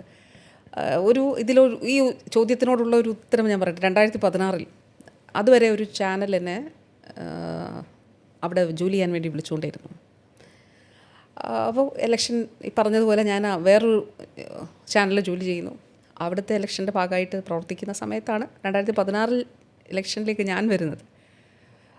അപ്പോൾ പക്ഷേ ഞാൻ വന്ന് സ്ഥാനാർത്ഥിത്വം പ്രഖ്യാപിക്കപ്പെട്ട സമയം മുതൽ എനിക്കെതിരെ ആക്രമണമായി. പരസ്യമായിട്ട് 10-200 പേർ പ്രചരണം നടത്തുമ്പോൾ പരസ്യമായിട്ട് വന്ന ലേഖൻ, റിപ്പോർട്ടർ ഒരു മര്യാദയില്ലാത്ത ചോദ്യം ചോദിക്കുക, വൈകുന്നേരം 1 മണിക്കൂർ ചർച്ച നടത്തുക. അപ്പോൾ ഞാൻ അവിടുത്തെ എഡിറ്ററോട് വിളിച്ച് ചോദിച്ചു, എന്തിനാണ് എന്നെ ഇത്ര ഉപദ്രവിക്കുന്നത്? കാരണം അതിന് 3-4 ആഴ്ച മുൻപ് വരെ തിരുവനന്തപുരത്ത് വരണം, എല്ലാ ഇത് ചെയ്തു തരും, അവിടെ ഇത് ഇന്ന സൗകര്യങ്ങളുണ്ടാകും, ഇന്ന ആനുകൂല്യങ്ങളുണ്ട്, ഇതെല്ലാം പറഞ്ഞിട്ട് ഒരു ദിവസം ഞാൻ എങ്ങനെയാണ് ഇത്ര അനഭിമതയായി പോയത്, മോശക്കാരിയായി പോയതെന്ന് ചോദിച്ചു. പറഞ്ഞു ഞാൻ നിസ്സഹായനാണ്, ഞങ്ങളുടെ ചാനലിൻ്റെ പോളിസിയാണ് എന്ന് പറയണം.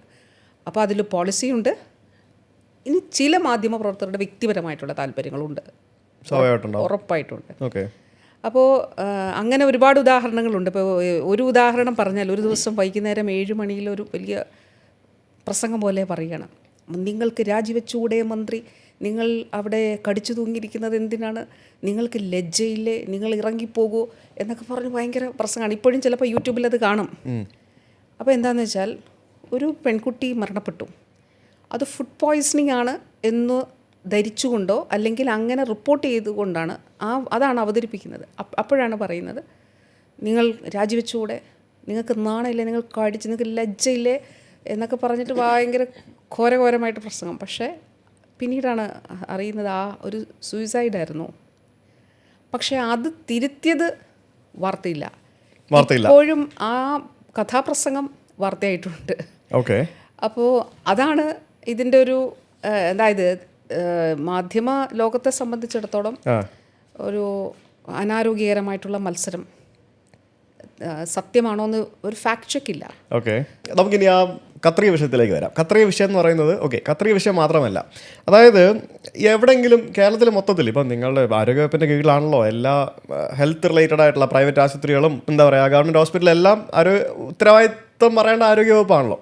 അപ്പോൾ എവിടെയെങ്കിലും എന്തെങ്കിലും ഒരു വീഴ്ച ഉണ്ടാവുകയാണ്, അതിപ്പം ഏതെങ്കിലും ഒരു സ്വകാര്യ ആശുപത്രിയിലോ ഗവൺമെൻറ് ആശുപത്രിയിലോ എവിടെയെങ്കിലും എന്തെങ്കിലും ഒരു വീഴ്ച ഉണ്ടാവുന്നു, അല്ല എന്തെങ്കിലും ഒരു ട്രാജഡി ഉണ്ടാവുന്നു, ഇല്ലെങ്കിൽ ഈ പറഞ്ഞ പോലെ എന്തെങ്കിലും ഒരു അനാസ്ഥ ആരുടെയെങ്കിലും ഭാഗത്തുനിന്ന് ഉണ്ടാവുന്നു, ശരിക്കും ഇതിൻ്റെയൊക്കെ അക്കൗണ്ടബിലിറ്റി ശരിക്കും ആരാണ് നോക്കേണ്ടത്? ഡോക്ടേഴ്സാണോ, അഡ്മിനിസ്ട്രേഷനാണോ, അതോ പോളിസി മേക്കേഴ്സാണോ, അതോ മന്ത്രിയാണോ? അത് എനിക്ക് അറിയാൻ ചോദിക്കാം. എല്ലാത്തിനും മന്ത്രി ഉത്തരം പറയാൻ പറ്റുമോ? എന്ന് പറഞ്ഞാൽ മുഖ്യമന്ത്രി രാജിവെക്കണം എന്ന് പറയുന്ന പോലെ എല്ലാത്തിനും മന്ത്രി ഉത്തരം പറയാൻ പറ്റുമോ? ഡോക്ടേഴ്സ് ആണോ, അതേപോലെ അഡ്മിനിസ്ട്രേഷൻ ഉണ്ട്, ഡോക്ടേഴ്സ് ഉണ്ട്, അവരുടെ മേലെ അഡ്മിനിസ്ട്രേഷൻസ് ഉണ്ട്, പോളിസി മേക്കേഴ്സ് ഉണ്ട്, ഇല്ലേ? ലൈക്ക് എവിടെയാണ്, ആരാണ് ഇതിൻ്റെ അക്കൗണ്ടബിലിറ്റി? ഇതുപോലെ വളരെ ഒരു വലിയൊരു വിഷയം ഇങ്ങനെ ഉണ്ടായ ഒരു സമയത്ത് ഒരു നമ്മുടെ സമൂഹത്തിലെ ഒരു ഉന്നതനായ പൊതുപ്രവർത്തന രംഗത്തിലുള്ള ആളല്ല കേട്ടോ, അല്ലാതെ ഒരു സ്ഥലത്തുള്ള ഒരാൾ എനിക്കൊരു മെസ്സേജ് കൊടുത്തയച്ചു. ഫോണിലും അല്ലാതെ എന്നിലേക്ക് എൻ്റെ അടുത്ത് പറയണമെന്ന് പറഞ്ഞിട്ട് പറഞ്ഞു, you don't have to worry because your responsibility is to make policies and to ensure that the policies are being executed. അപ്പം അത് യു ആർ ഡൂയിങ് ദാറ്റ്. അപ്പോൾ don't worry about all the noises, ചുറ്റുമുള്ള ഈ നോയ്സസിനെ കുറിച്ച് worry ചെയ്യേണ്ടതൊക്കെ ഇല്ല എന്ന് എനിക്കൊരു ഒരാളോട് പറഞ്ഞു വിട്ടു. അത്ര ഭയങ്കരമായിട്ടുള്ളൊരു പ്രശ്നഭരിതമായിട്ടുള്ളൊരു സാഹചര്യത്തിൽ. അപ്പോൾ ഈ ചോദ്യത്തിൻ്റെ ഉത്തരത്തിൽ എനിക്ക് ആദ്യം അതിനോട് പറയാനുള്ളത്, ശരിക്കും നമ്മളൊരു ഡോക്ടറുടെ അടുത്തേക്ക് പോകുമ്പോൾ അല്ലെ ഒരു ആശുപത്രി പോകുമ്പോൾ നമ്മൾ പൂർണ്ണ വിശ്വാസത്തോടെയാണ് പോകുന്നത് അല്ലേ? നമ്മൾക്ക് ഒരു പ്രശ്നം ഉണ്ടാകാനായിട്ട്, കാരണം നമ്മുടെ രോഗം ചികിത്സിച്ച് ഭേദമാകുക എന്നുള്ളതാണ്, അതിലൊരു വീഴ്ചയും ഉണ്ടാകാനായിട്ട് പാടില്ല എന്നുള്ളതാണ്. അപ്പോൾ അത് എൻഷുർ ചെയ്യുക എന്നുള്ളത് വളരെ വളരെ വളരെ പ്രധാനപ്പെട്ടൊരു കാര്യമാണ്. അപ്പോൾ ഗവൺമെൻറ്റിനെ സംബന്ധിച്ചിടത്തോളം നമ്മൾ ചെയ്യുന്നത്, ഒന്ന് ഈ പറഞ്ഞതുപോലെ ഈ ആക്സസിബിലിറ്റി ടു ട്രീറ്റ്മെൻറ്റ്, ചികിത്സ എല്ലാവർക്കും പ്രാപ്യമാക്കുന്നത്. നമ്മൾ പുതിയ കെട്ടിടങ്ങൾ നിർമ്മിക്കുന്നു, പുതിയ ഓപ്പറേഷൻ തിയേറ്ററുകൾ നിർമ്മിക്കുന്നു, എക്യുപ്മെൻറ്റ്സ് ഉണ്ടാകുന്നു, അതുപോലെ തന്നെ മരുന്നുകൾ ഉണ്ട് എന്നുള്ളത് ഉറപ്പാക്കുന്നു, ആരോഗ്യ പ്രവർത്തകരുണ്ട് എന്നുള്ളത് ഉറപ്പാക്കുന്നു, ഒരു സംവിധാനം നല്ല നിലയിൽ മുന്നോട്ട് പോകുന്നതിന് വേണ്ടിയിട്ടുള്ള ഇങ്ങനെയുള്ള എല്ലാ കാര്യങ്ങളും നമ്മൾ ഒരുക്കുന്നു. എല്ലാവർക്കും ഇനി അതിന് താഴെയോ ഇപ്പോൾ ഒരു ഓപ്പറേഷനെ സംബന്ധിച്ചിടത്തോളം WHO ഗൈഡ് ലൈൻ ഉണ്ട്. ആ WHO ഗൈഡ് ലൈനിൽ പറയുന്നത് ഗ്ലോബലി അക്സെപ്റ്റഡ് ആയിട്ടുള്ളതാണ്. ആ ഗൈഡ് ലൈനിൽ പറയുന്നത് നമ്മളൊരു ഓപ്പറേഷൻ ചെയ്യുന്നതിന് മുൻപ് എന്തൊക്കെയാണ് അവിടുത്തെ സർജിക്കൽ എക്യുപ്മെൻറ്റ്സ്, അതിൻ്റെ റെക്കോർഡ് ഉണ്ടാകണം. അത് ഒരു സ്ക്രബ് നേഴ്സ് അത് സൈൻ ചെയ്യണം. അപ്പോൾ അവിടെ ഓപ്പറേഷൻ തിയേറ്ററിൽ ഡോക്ടറുടെ റെസ്പോൺസിബിലിറ്റി ഉണ്ട്, നഴ്സസിൻ്റെ റെസ്പോൺസിബിലിറ്റീസ് ഉണ്ട്. എല്ലാവരും അത് ചെയ്യുന്നു എന്നുള്ള ഉറപ്പാക്കണം. ഈ ഓപ്പറേഷൻ തിയേറ്ററിലേക്ക് എത്തുന്നതിന് മുൻപ് പ്രൊസീജിയേഴ്സ് ഉണ്ട്, അതിന് ശേഷവുമുണ്ട്, ഒരു ഓപ്പറേഷൻ കഴിഞ്ഞിട്ടും ഉണ്ട്. അപ്പോൾ അത് കൃത്യമായിട്ടും അവരവരുടെ ഉത്തരവാദിത്തങ്ങൾ വളരെ കൃത്യമായിട്ട് നിർവഹിക്കേണ്ടതായിട്ടുണ്ട്. അപ്പോൾ ആ ഉത്തരവാദിത്തങ്ങൾ അവർ നിർവഹിച്ചില്ലെങ്കിൽ എന്താണ് അവിടെ സംഭവിക്കുന്നത്? ഇപ്പോൾ KSRTC ബസ്സിനെ സംബന്ധിച്ച് ഒരു കണ്ടക്ടർ അല്ലെങ്കിൽ ഒരു ഡ്രൈവർ എന്തെങ്കിലും ഒരു പ്രശ്നം ഉണ്ടായിക്കഴിഞ്ഞാൽ ഒരു വാർത്ത വന്നു കഴിഞ്ഞാൽ ഉടനെ നമ്മുടെ ഗതാഗത മന്ത്രി അവരെ പിരിച്ചുവിടുന്നു, പ്രശ്നങ്ങളുണ്ടാവുന്നു. ലൈക്ക് ഇവിടെ ഒരു കൃത്യവിലോപം നടന്നു കഴിഞ്ഞാൽ എന്ത് ആക്ഷൻസ് അവരുടെ മേലധികാരികൾ ഇവർക്കെതിരെ എടുക്കുന്നുണ്ട്? ചട്ടപ്രകാരമുള്ള നടപടികളാണ് നമുക്ക് സ്വീകരിക്കാൻ കഴിയുക. ഒന്ന്, അന്വേഷണ വിധേയമായിട്ട് നമുക്ക് സസ്പെൻഡ് ചെയ്യാം.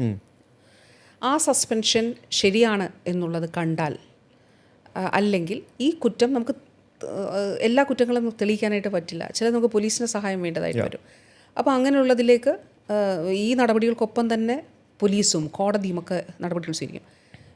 ഇത് ഗൗരവതരമായിട്ടുള്ള കുറ്റകൃത്യങ്ങളിൽ ചട്ടം റൂൾസിൽ അകത്ത് സ്പെസിഫൈ ചെയ്തിരിക്കുന്ന നിലയിൽ ഉള്ള കുറ്റങ്ങൾ ചെയ്തിട്ടുണ്ടെങ്കിൽ നെക്സ്റ്റ് എന്താണ്, ടെർമിനേഷനിലേക്ക് പോകാം. സർവീസിൽ നിന്ന് ടെർമിനേറ്റ് ചെയ്യാൻ പറ്റും. അപ്പോൾ ഒരാളൊരു വീഴ്ച ഉണ്ട് എന്നുള്ളത് നമ്മൾ കണ്ടെത്തിയാൽ ആദ്യം എന്താണ്, അന്വേഷിക്കുക എന്നുള്ളതാണ്. ഇപ്പോൾ അന്വേഷിക്കാതെ, അന്വേഷിക്കുന്ന റിപ്പോർട്ടില്ലാതെയും ഒരു മിനിസ്റ്റർക്കും ഒരു ഭരണ സംവിധാനത്തിനും ഒരു നടപടി സ്വീകരിക്കാനായിട്ട് കഴിയില്ല. ഈ കത്രിക കേസിൽ എന്താണ് അന്വേഷണം ഇപ്പോൾ നടന്നത്? ഇപ്പോൾ ഈ അതിനുശേഷമുള്ള അപ്ഡേറ്റ് എന്താണ്? ഫോർസെപ്സിൻ്റെ കാര്യത്തിൽ ശരിക്കും ഇത് 2017 ലാണ് ഒരു കോഴിക്കോട്ടുള്ളൊരു വിഷയം ഉണ്ടാകുന്നത്, അർഷീന എന്ന യുവതിയുടെ വിഷയം ഉണ്ടാകുന്നത്. ഇത് രണ്ടാമത് ഉഷ ജോസഫിൻ്റേത് കഴിഞ്ഞ നിയമസഭാ തെരഞ്ഞെടുപ്പ് കഴിഞ്ഞ ശേഷമുള്ളത്. പുതിയ മന്ത്രിസഭ സത്യപ്രതിജ്ഞ ചെയ്തില്ല. വാസ്തവത്തിൽ ആ സമയത്ത് ഒരു പുതിയ മന്ത്രിസഭ സത്യപ്രതിജ്ഞ ചെയ്തത് 2021 മെയ് മാസം 20 സർജറി നടക്കുന്നത് 10 ആണ്. അപ്പോൾ ഈ 2 ഫോർസെപ്സ് വിഷയങ്ങളാണല്ലോ ഉള്ളത്. മൂന്നാമതൊരു ഫോർസെപ്സ് വിഷയമുണ്ട്, അതുകൂടി നമ്മൾ പറയണം. എൻ്റെ അറിവിൽ കേട്ടോ, അത് ഒരു സ്വകാര്യ ആശുപത്രിയിലാണ്. വാർത്തയായില്ല. ആവില്ല. അത് കരുവാറ്റയുള്ള ഒരു സ്വകാര്യ ആശുപത്രിയിലാണ്. അപ്പോൾ ആ ആശുപത്രിയിൽ ഇതേപോലെ 2023 25 വയസ്സുള്ള ഒരു യുവതിയുടെ വയറ്റിലൊരു ഫോർസെപ്സ് വെച്ചു. അത് ആലപ്പുഴ മെഡിക്കൽ കോളേജിൽ വന്ന് അത് സർജറി ചെയ്ത് ആ ഫോർസെപ്സ് പുറത്തെടുത്തു. അതിൻ്റെ കേസ് ഇപ്പോൾ നടക്കുന്നുണ്ട്.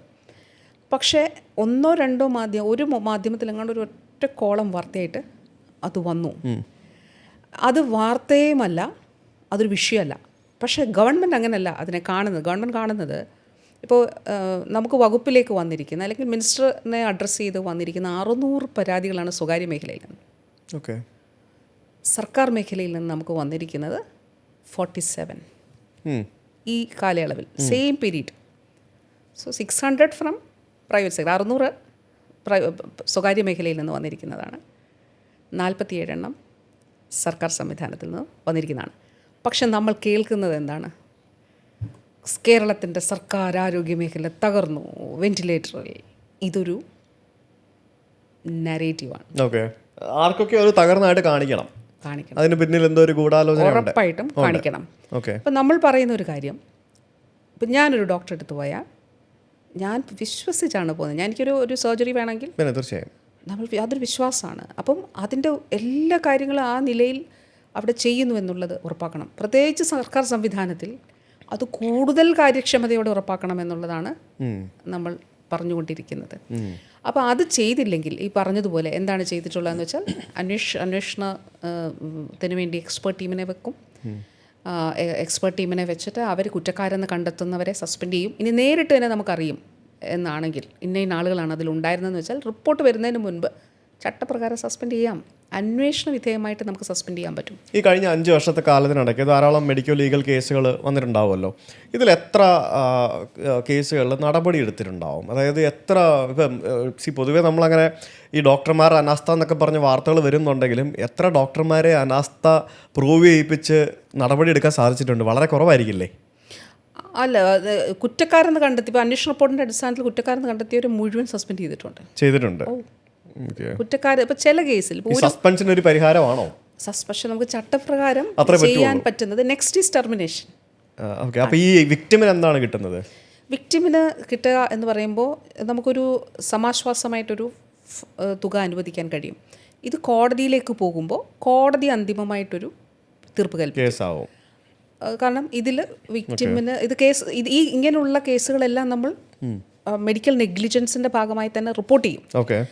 അപ്പോൾ റിപ്പോർട്ട് ചെയ്യുമ്പോൾ പോലീസിലേക്ക് ഇത് കൊടുക്കുമ്പോൾ ആ പോലീസ് അതിൻ്റെ നടപടികൾ സ്വീകരിക്കും. അപ്പോഴും അടുത്തൊരു വിഷയം വകുപ്പിലേക്ക് വരും. ഈ ഉദ്യോഗസ്ഥരെ പ്രോസിക്യൂട്ട് ചെയ്യുന്നതിന് വേണ്ടിയിട്ടുള്ള അനുവാദം ഇപ്പോൾ സർക്കാർ സംവിധാനങ്ങളിലാണെങ്കിൽ അപ്പോൾ ആ പ്രോസിക്യൂട്ട് ചെയ്യുന്നതിന് വേണ്ടിയിട്ടുള്ള അനുവാദം നൽകണം എന്നുള്ള ആവശ്യം വരും. വകുപ്പ് ആ ആവശ്യം കൊടുത്തിട്ടുണ്ട്. ഇപ്പോൾ ഈ 2017 കേസിൽ ആ കോഴിക്കോടുള്ള ഫോർസെപ്സിൻ്റെ കേസിൽ അല്ലെങ്കിൽ ആ കേസിൽ നമ്മൾ പ്രോസിക്യൂട്ട് ചെയ്യുന്നതിനുള്ള അനുവാദം കൊടുത്തിട്ടുണ്ട്. അപ്പോൾ രണ്ടാമത്തെ ഘട്ടം കോടതി എന്ത് തീർപ്പ് കൽപ്പിക്കുന്നോ, കോടതി തീർപ്പ് കൽപ്പിക്കുന്നതിൻ്റെ അടിസ്ഥാനത്തിൽ കോടതി ഇപ്പോൾ പറയുകയാണ് ഇവർക്ക് ഇത് കൊടുക്കണമെന്നുണ്ടെങ്കിൽ കുറ്റക്കാരായിട്ടുള്ള ആളുകളിൽ നിന്ന് ഇത് ഈടാക്കുന്ന നിലയിലേക്ക് സർക്കാർ ഇത് കൊടുക്കുകയും കുറ്റക്കാരായിട്ടുള്ള ആളുകളിൽ നിന്ന് ഇത് തിരിച്ച് ഈടാക്കുക എന്നുള്ള നിലയിലാണ് സാധാരണ വരുന്നത്. അപ്പോൾ അതാണ് ചെയ്യുക. അപ്പോൾ നമുക്കതിൽ സ്പെസിഫൈ ചെയ്യപ്പെട്ടിട്ടുള്ള റൂൾസിൽ സ്പെസിഫൈ ചെയ്തിട്ടുള്ള നടപടികളാണ് നമ്മളതിൽ സ്വീകരിക്കുന്നത്. നമ്മൾ ഈ മൃതസഞ്ജീവനി പോലെയുള്ള ആരോഗ്യ പദ്ധതികൾ ഇപ്പോൾ ധാരാളം സുതാര്യമായിട്ടുണ്ട് ഇപ്പം, അല്ലേ? ശരിക്കും എന്തൊക്കെ നടപടികളാണ് ഈ കഴിഞ്ഞ 5 വർഷക്കാലത്തിൽ ഇതിനു വേണ്ടി സ്വീകരിച്ചത്? മൃതസഞ്ജീവനി എന്ന് പറയുമ്പോൾ നമ്മുടെ മരണാനന്തര അവയവദാനവുമായിട്ട് ബന്ധപ്പെട്ടിട്ടാണ്. അപ്പോൾ മൃതസഞ്ജീവനി എന്തുകൊണ്ടത് പ്രധാനപ്പെട്ടാണെന്ന് വെച്ചാൽ ഇപ്പം നമ്മളുടെ ഹെൽത്ത് ഇൻഡിസസ് എല്ലാം നല്ലതാണ്. നമ്മളാണ് ഇന്ത്യയിൽ ഏറ്റവും കൂടുതൽ ആയുസ്സുള്ളവർ. സ്ത്രീകൾക്ക് 80 വയസ്സിനടുത്താണ്, പുരുഷന്മാർക്ക് 76+ ആണ്. അപ്പോൾ എവിടെ നിന്നാണ് നമ്മൾ തുടങ്ങി? കേരളം രൂപീകരിക്കുമ്പോൾ ഒരു 40s നമ്മുടെ ആവറേജ് ലൈഫ് എക്സ്പെക്റ്റൻസി. അവിടെ നിന്നാണ് നമ്മൾ ഇവിടേക്ക് എത്തിയത്. നമ്മുടെ infant mortality is very good. ശിശുമരണ നിരക്ക് അമേരിക്കൻ ഐക്യനാടുകളുടെ 5.6 ആണ്. അതായത് 1000 കുഞ്ഞുങ്ങൾ ജനിക്കുമ്പോൾ എത്ര കുഞ്ഞുങ്ങൾ മരിക്കുന്നു, 1 വയസ്സിന് താഴെയുള്ളവരുടെ കണക്കാണ് ഇൻഫൻറ്റ് മോർട്ടാലിറ്റി. അപ്പോൾ അത് US-ൻ്റേത് 5.6 ആണ്, കേരളത്തിൻ്റേത് 5 ആണ്. എന്ന് വെച്ചാൽ നമ്മുടേത് ബെറ്റർ ആയിട്ടുള്ളതാണ് എന്നുള്ളതാണ്. 10 വർഷം മുമ്പ് നമ്മൾ തുടങ്ങിയത് 12 ആയിരുന്നു 2016. അവിടെ നിന്നാണ് ഇപ്പോൾ നമ്മൾ 5 ആയത്. നിയോനേറ്റൽ മോർട്ടാലിറ്റി ഇന്ത്യയിൽ ഏറ്റവും ബെസ്റ്റ് നമ്മുടേതാണ്. നമ്മളുടെ ഇപ്പോൾ 3-നും 4-നും ഇടയിലാണ് നമ്മുടേത്. അപ്പം ഞാൻ പറഞ്ഞത് എന്താ വെച്ചാൽ, പക്ഷെ നമ്മൾ നേരിടുന്നൊരു ചാലഞ്ചുണ്ട്. ആ ചാലഞ്ച് എന്ന് പറയുമ്പോൾ ആ ലൈഫ് സ്റ്റൈൽ ഡിസീസസിൻ്റെ ചാലഞ്ചാണ്. ഡയബറ്റിസ്, ഹൈപ്പർ ടെൻഷൻ, ഹൃദ്രോഗം, ക്യാൻസർ. അപ്പം ഈ കുറേ നാൾ ഡയബറ്റിക്കൊക്കെ ആയിരിക്കുന്നവർക്ക് മറ്റു പ്രശ്നങ്ങളും ഉണ്ടാകും.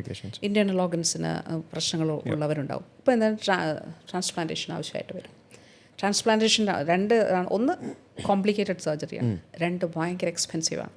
ഞാൻ നേരത്തെ പറഞ്ഞ ആക്സസിബിലിറ്റി ടു ട്രീറ്റ്മെൻറ്റിൽ ഇതും പെടുന്നുണ്ട്. നമ്മുടെ സർക്കാർ സംവിധാനത്തിൽ ഇപ്പോൾ എല്ലാ ട്രാൻസ്പ്ലാന്റേഷനും നടക്കുന്നുണ്ട്.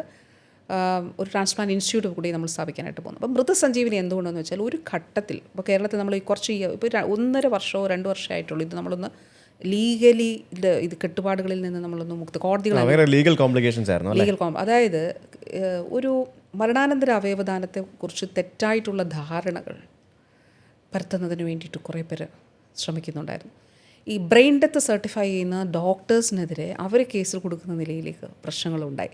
അപ്പോൾ സംഭവിക്കുന്നത് എന്താണെന്ന് വെച്ചാൽ ഈ അവയവം ആവശ്യമുള്ള ഒരുപക്ഷെ മരണമടയുന്ന ആളുകളെ സംബന്ധിച്ചിടത്തോളം ശരിക്കും ബ്രെയിൻ ഡെത്തായിട്ട് മരണമടയുന്ന ആളുകൾക്ക് അവർക്ക് മരണാനന്തര അവയവദാനം നടത്താൻ ബന്ധുക്കൾക്ക് താല്പര്യമുണ്ടെങ്കിലും നടത്താൻ കഴിയാത്തൊരു സാഹചര്യം ഉണ്ടായിരുന്നു.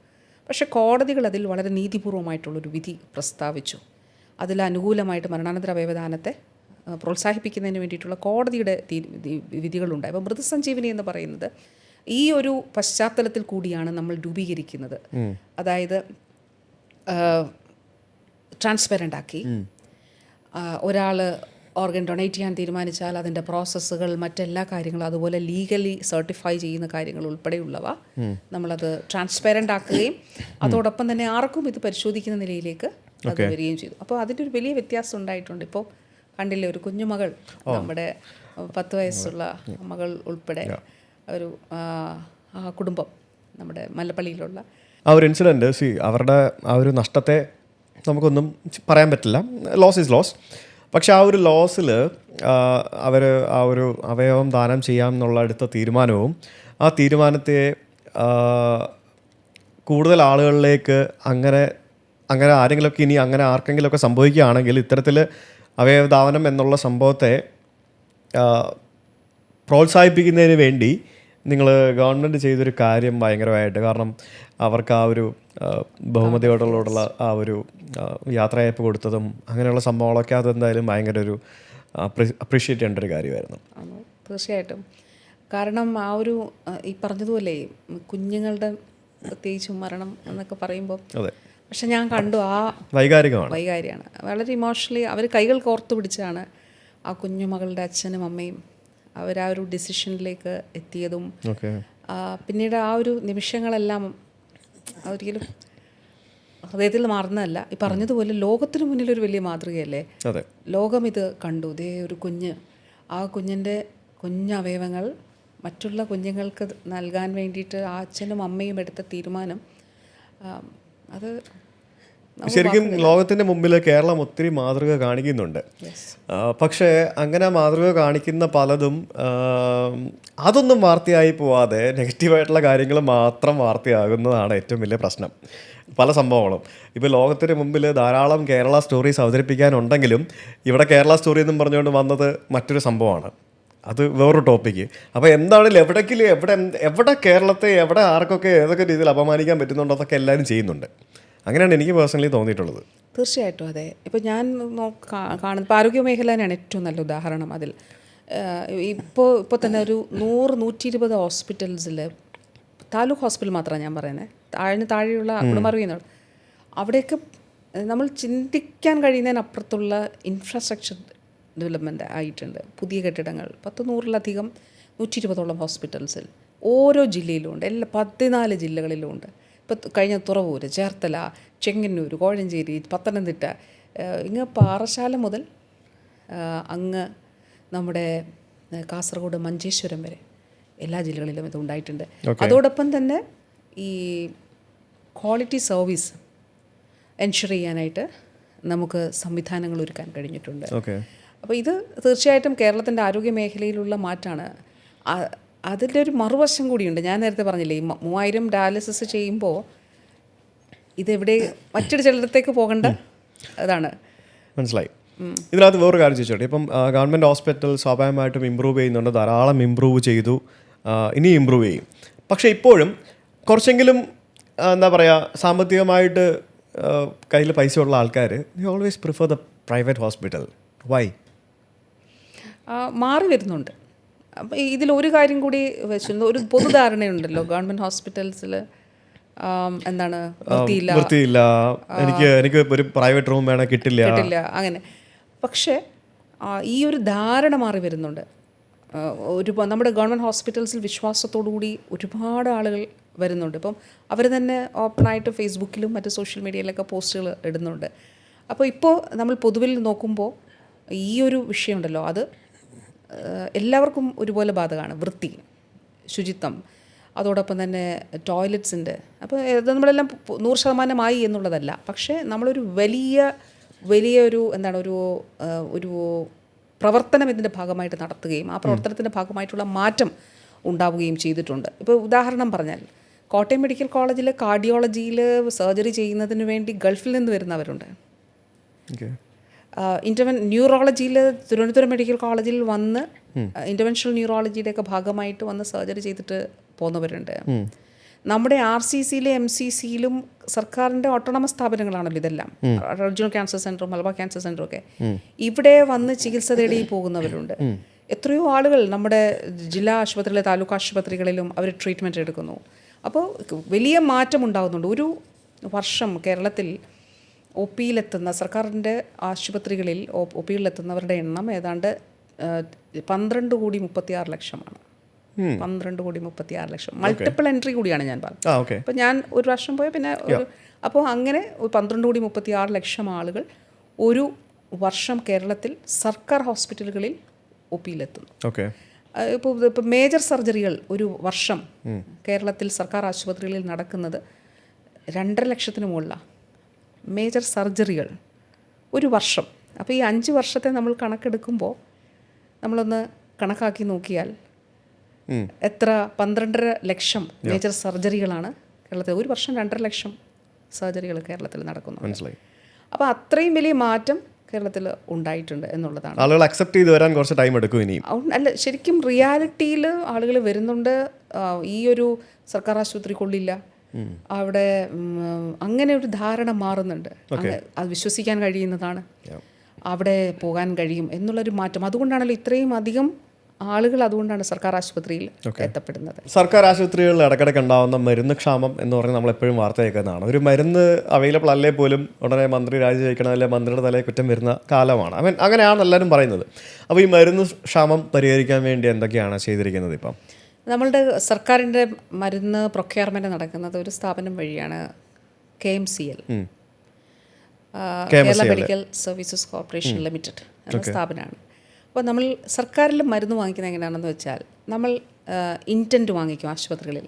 അത് കുടുംബാരോഗ്യ കേന്ദ്രങ്ങൾ മുതൽ, ഇപ്പോൾ താഴെ ജനകീയാരോഗ്യ കേന്ദ്രങ്ങളുണ്ട്, ഞാൻ നേരത്തെ പറഞ്ഞു. അപ്പോൾ ജനകീയാരോഗ്യ കേന്ദ്രങ്ങൾ മുതൽ അങ്ങ് മെഡിക്കൽ കോളേജുകൾ വരെയുള്ള ഇടത്ത് സ്ഥാപനങ്ങളിൽ ഒരു വർഷം എന്തൊക്കെ മരുന്ന് വേണം ഓരോ ഹോസ്പിറ്റലും ലിസ്റ്റ് പ്രിപ്പയർ ചെയ്ത് തരും.